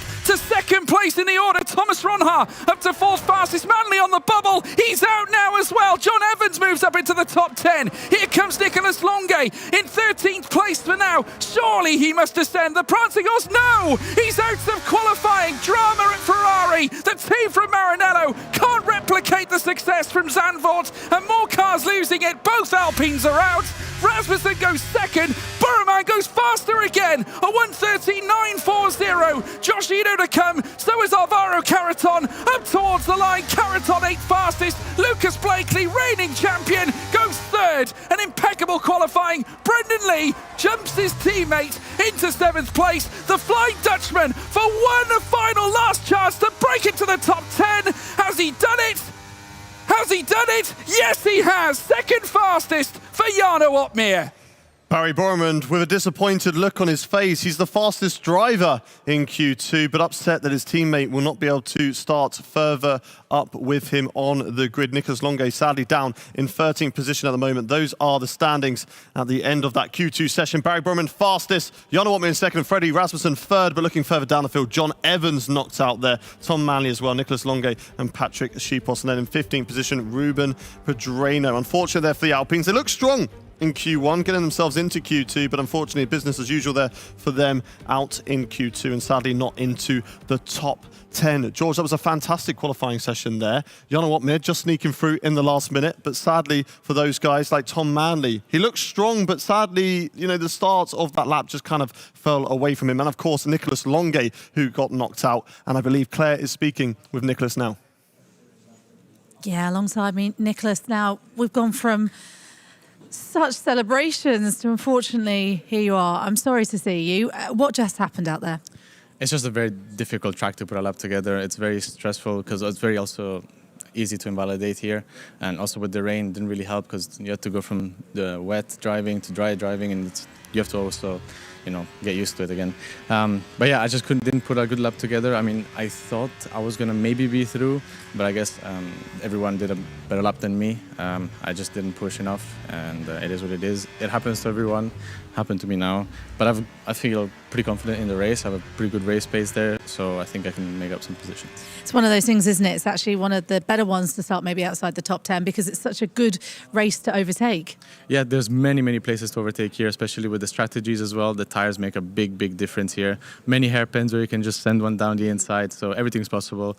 I am gutted, but I'm confident in myself that I can bounce back. So we're going to see a fiery race from you then. Absolutely. Always. Right, let's see who is on pole position. Well, thank you, CC, for that. And Nicolas Longuet, no doubt, disappointed after that one. There was a few dramas towards the very end. And I hark as well to John Evans, who got very close to breaking to within the top 10 and making it through into qualifying for Q3. Unfortunately, just by the skin of his teeth, he finished in P11, which is very, very disappointing on his part. But nevertheless, he's not out of the question. Alpine, maybe take a little bit of solace, but they can go aggressive on the strategy. Certainly can. They're not too far away from those points positions, and we've seen how chaotic a lot of these races can be. So they'll be hoping for a bit of that. It's certainly further up at the front. A little bit of a mishap between the lead drivers, and it's an opportunity for them to move themselves up the field. Great performance, though, from Fabrizio Donoso, once again getting himself into that top 10 and fighting for that pole position shootout. Be interested to see what he can do for the Aston Martin team. Like I said earlier, only 2 points so far for them in the Constructors, and they're going to want to add to that tally. Yeah, and Donoso is one of the drivers to bring that too. Of course, he'll be looking to try and instill that yet again. It's almost vintage Donoso that we're seeing in certain areas. Just needs to try and become that complete driver like he was not too long ago. Of course, we look back at 2017, one of the most iconic finales in history as he and Brendan Lee came together at Yas Marina. But here now, we're at the Circuit of the Americas and riding on board with Thomas Ronhaar, who now makes his way through the slalom. Little smile on his face as he looks to get things underway. Q3 now in full swing. We're within 10 minutes to go. And these drivers aren't going to get a chance to rest. Still the smiles on the face of Thomas Ronhaar. He looks a little more perky, should we say, as opposed to the sadness on display from yesterday. Yeah, I was very disappointed after yesterday's result. And, you know, you can completely understand and sympathise with him. You know, he started third position in that race, and it just kept on falling away. It just kept getting worse and worse and worse, and then getting the 3-second time penalty, having a little bit of collision with the 2 Red Bulls, getting caught up in a moment as they were in the bus stop chicane, and was devastated with that result because the pressure was massively on him, and he was so far ahead in the championship as well going into that point. So to lose out on such a huge advantage over the rest of the field, of course he's not going to be happy with that, but you know, he's one of the strongest drivers out there. He's shown it, especially over one lap in qualifying, and he'll be looking to try and extend that championship lead once again here today. He will. Thomas Ronhaar now heading through the latter point on this lap very shortly. And of course now heading through towards the triple right-handers. First of all, though, he's got a bit of a blind left-hander, and then you head through to a very tight hairpin before you then put the foot to the floor yet again and send it through this final sector. But Thomas Ronhaar will be looking to go up one place from where he finished here last season. But in order to do that, first of all, you need to obtain a decent qualifying spot. Pole position on the line here, Hayden, as we now begin the first of what you'd expect 2 runs here in Q3. Yeah, surely only going to have enough time to get 2 runs here at Kota. Here goes Thomas Ronhaar, though, starting his lap in Q3. 10 drivers fighting out for that 1 championship point here in qualifying. Let's see what Thomas Ronhaar can do as he rides up the hill into the first corner. Nice and tidy on the inside. The car just a little bit oversteery on the exit. He held it well, didn't lose too much time, but he won't want to do that later on for his final lap. Through the S's section, now with that banker lap, you want to make sure that you do not overextend. You're going to be slightly more cautious, maybe driving at like 98, 95% on the limit through this lap, because one small mistake, your bank lap's gone, and you have to put it all to one final lap. In the last lap, that's when you can fully go for it, because if you make a mistake, at least you are pushing it right up until the edge of the track, trying to find all of the lap time available to you. Thomas Ronhaar, though, looking good so far on his banker lap here in qualifying, on the back straight at the moment. And you can just see him looking over to the left-hand side of his screen, probably having a little eye in on the current lap time, because he'll know. He's done so many laps around this circuit. He knows exactly where his lap time should be at certain points of the circuit. Going through sector 2 there, it's a 1:01 at the moment, and it's currently purple only because he is the first driver to set a lap time around here. Through the right hand of the long sweeping right for Thomas Ronhaar, and then the track just fully falls away from you as you get down to the final corner now. He's going to go full send over the final turn. Focus on the exit. Don't run it too far out wide. Come across the line. It's a 31.2 to get us started. Yep, 31.219 is the foundation laid down by Thomas Ronhaar. Alfie Butcher, the young upstart, Challengers champion from last year. will look to try and topple another rising star and an upstart from last season, and he goes faster and enlists a 130.72. Barry Brumand as well, trying to make his way through, does go fastest and trumps Alfie Butcher by considerable amount as well. And Alfie Butcher still ahead though of Fabrizio Donoso. Donoso yet another reasonable time enlisted. Josh Edo fourth fastest, as we now see Lucas Blakely coming through. Brendan Lee now goes second fastest here at this point. We got certainly one McLaren that is now looking to lurch his way from P10 right up to the very top. Lucas Blakely can't quite do that though. Seventh fastest here at this track is Alvaro Caraton in a Q3 appearance, a rare one that we have not seen that much of. Jarno Otmir heading through the triple right. The final two left-handers here on his fast run. Freddie Rasmussen still out and about alike as well. I'm looking on my timing screen. I can't necessarily see him in the final sector. Might have a little bit more work to do, but Jarno Otmir goes second fastest here in this initial run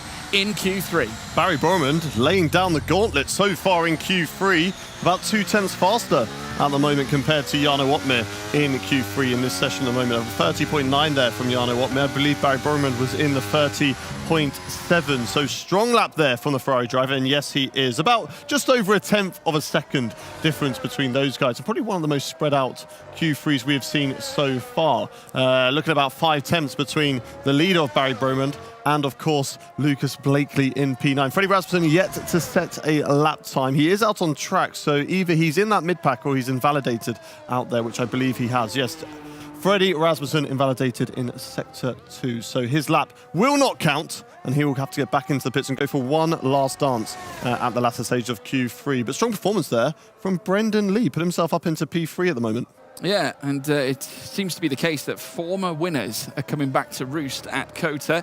Jarno Otmir being one of them, Brendan Lee being the other. But Barry Brumand, of course, now with Longuet not being in the fold here in Q3, it's down to him to bring the points home to Ferrari. Of course, remember, 1 point can make all the difference. We allude to championship battles, and especially considering, Hayden, that we've got probably one of the most contentious and close battles in this championship, that fastest lap could decide a championship. Certainly can. I mean, we've seen 5 different race winners in the 5 races from 5 different teams. So getting those extra points are going to be vital across the season. We've seen how it has chopped and changed so far in just this event alone. So it's going to be a very exciting conclusion to this season for sure. The driver's peeling into the pit lane. Jarno Otmir, again, just opting to stay away from the rest of the pack. He doesn't want to be anywhere near any of the drivers out on track. We alluded to Alvaro Caraton there in P6. He got into Q3. It's good to have Alvaro back in the seat. Obviously, unwell yesterday. Will Lewis with a good performance, stepping in at such short notice for the team there. But Alvaro back in the car.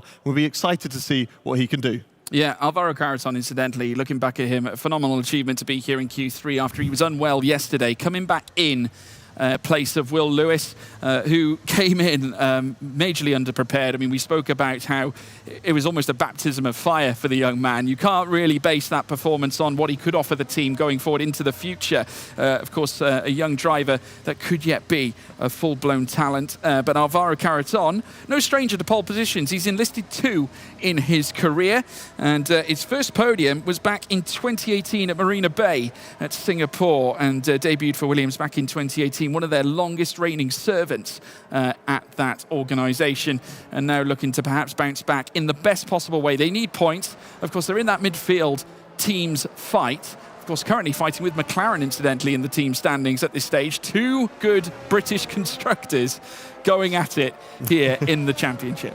Well, they've had some really strong drives from Ismail Fassi in the earlier stages of this event. Of course, we've had 4 races so far, and Fassi has been, one of the talking points amongst all of them. It'll be exciting to see what he can do in later races.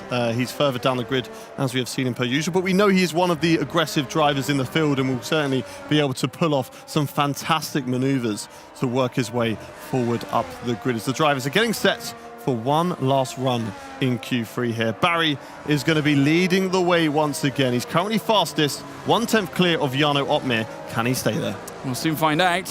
Barry Brumand and Jarno Otmir, that's an old fabled rivalry that I've enjoyed over many, many years. Seen it in league racing time and time again. And they have both fought relentlessly over league racing titles, left, right and centre. Brendan Lee also successful at league level, eventually taking on the baton as the very first Formula One sim racing world champion. With then further that with his second in 2018. Jarno doing the same only a couple of years later, after David Sinitzer would take his in 2019. As we now watch Brumand now make his way around the final few corners here on this lap. He's still got the rest of Sector 3 to take. Of course, heading out to this very tight hairpin section, a left-hander that almost doubles back more than 90 degrees of left there. Before then, you make your way through, or should I say after that, you make your way through the triple right-hander, heading through the final two corners, where he'll then begin his fast run, Hayden Gullis, and a big chance here for Ferrari to take yet another pole position. The car is prepared and we are ready to go to find out who is going to be taking the point for pole position. Barry rounds off the final corner, gets on the throttle, DRS open, puts it in hot lap, and away he goes. Notably, not a good exit off the final corner to start his lap, already down the delta, but I'm sure that's not going to faze him too much. He's already had a very strong lap into the first corner, nice and tidy on the apex, but again down, but a very nice exit from him, gains slight amount of lap time, but he is currently down on his delta as it stands through the winding section of Sector 1. Now into the double right hand and nice and tidy on the curves. Cut as much of this left hand as you can possibly get away with, and he gains lap time. He goes to 200ths of a second improvement nicely there through the chicane, and again not invalidating his lap time. Nice and tidy over that. And he's gained it, he's pulled it back, but he's matching his previous best, which is currently good enough for provisional pole position. Into the hairpin, focus on the exit. 1/10 down, but he's going to gain the lap time. Look at that, he's gaining lap time all the way down this back straight. DRS open once again, got half the battery left for this flying lap. Barry will be looking to make it another pole position for this season in the F1 Sim Racing World Championship. Through the left and then really use the curbing on the right-hand side. It's purple in Sector 2. He's gaining the lap time, but will it be an improvement? He's still down on that delta as he goes through the sketchy, that sector there where there's just so little grip at the moment. Into the triple right-hander now. Barry is currently still down on his lap time, George, but will it be enough to stay in pole position? Out of 16, 17 and 18, he'll take 19 and soon 20. Barry Brumand needs a vitally good final corner, and he's up on his delta. He's purple in the second sector, purple in the third, goes fastest with a 1:37.76. Here comes Ronha, second fastest. Offie Butcher can't improve from fifth place. Blakely goes to the top, further down to Nosto, moves up to fourth place, second row of the grid, demoted to the third row as Rasmussen goes to second. Caraton up to fourth as well. Eighth for Josh Edo, at least for now. Brendan Lee jumps him into seventh. The Flying Dutchman crosses the line, and Lucas Blakely takes pole position here at the Circuit of the Americas, his first of the season's campaign. One of the most emotional drivers we have on the grid, and look at how much it means to Lucas Blakely. Absolutely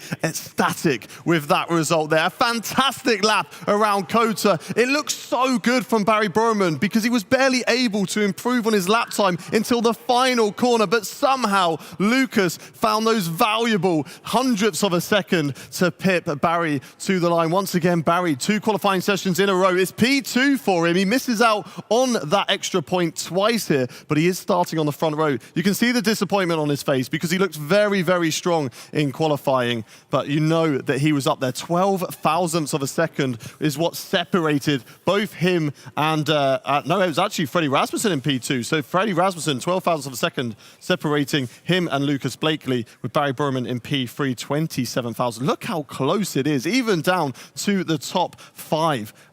A 10th of a second separating all those drivers. Yeah, truly illustrious. The Scotsman now in front, in charge, in command. Lost his front wing back at Bahrain, had the technical issues earlier on in the campaign at Austria as well, which led to the controversial VSC moment. But Blakely has bounced back, and I believe Claire Cottingham is standing by with our pole sitter. He has bounced back. Indeed. You jumped off there, which, by the way, terrified me because I was like, hang on a minute. We need you to be okay for the rest of the racing. Congratulations. Finally, pole position. Yeah, man, I'm just so happy because it was just a tricky session to put everything together. Just, first of all, big thanks to the team for, keeping me, in the right place all the way through qualifying. I think it's, you go up and down through the emotions, and I'm just...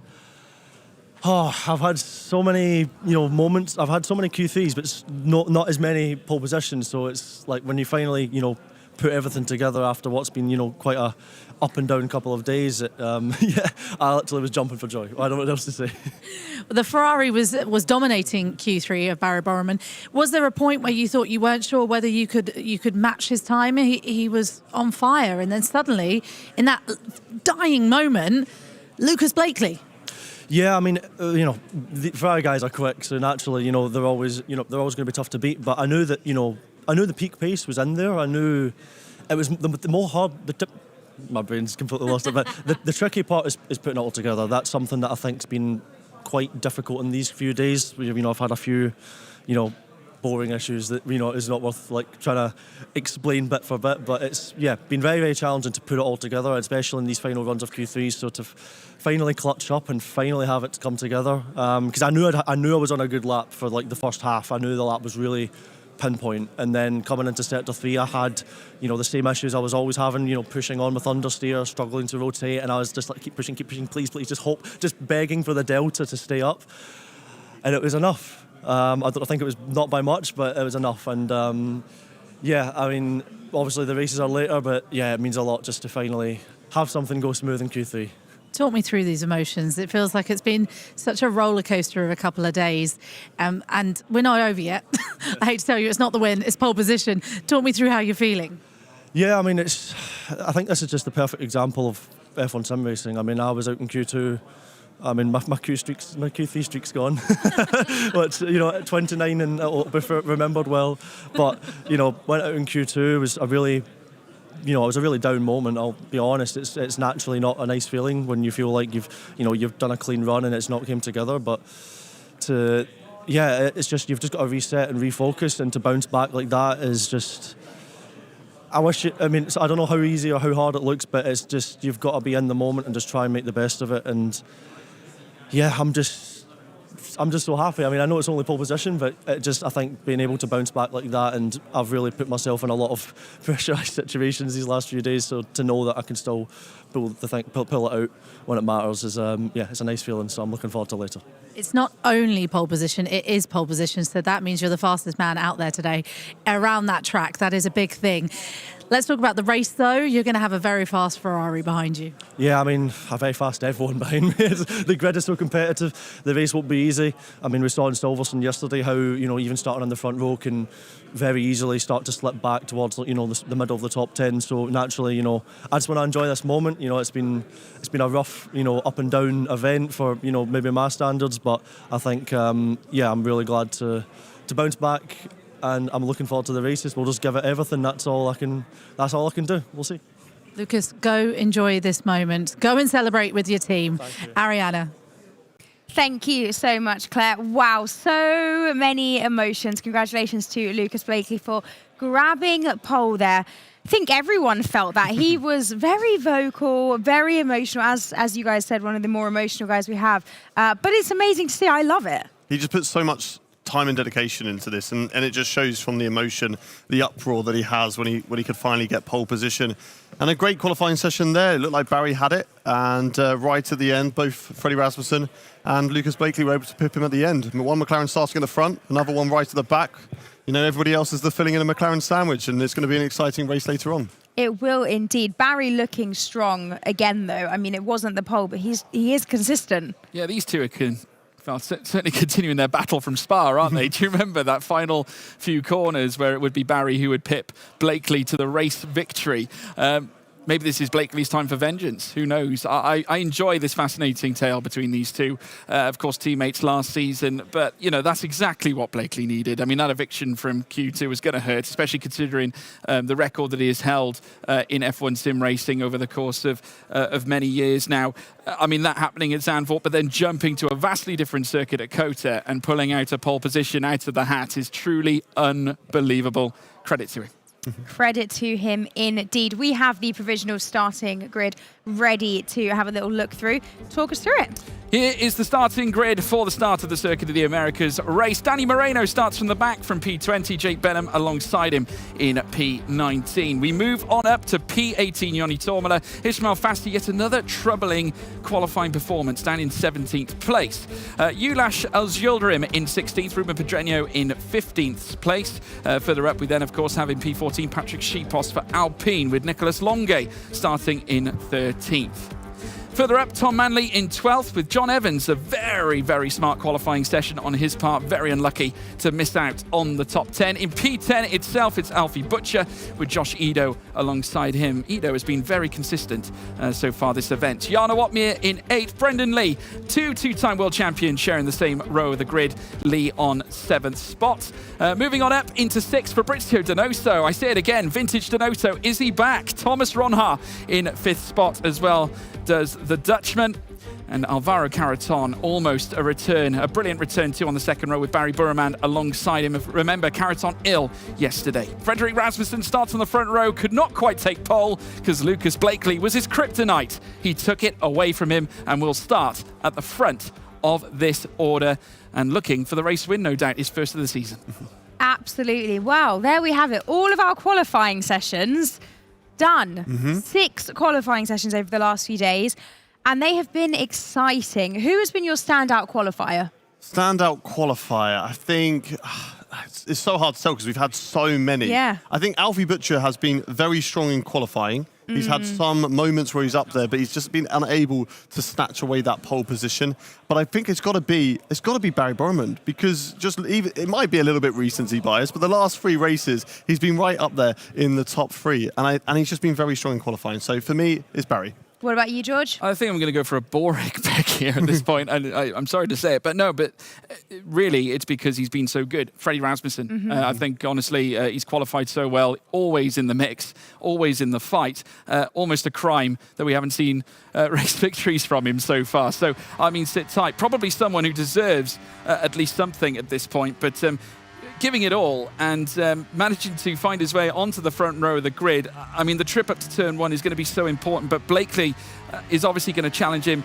It's going to be a battle for that inside. You need to get that inside run heading out of turn 1 to tee up a run through the slalom, almost Maggots and Beckett-esque heading through that slalom. If you're in front there, you're home and hosed, but you need to try and then break the DRS.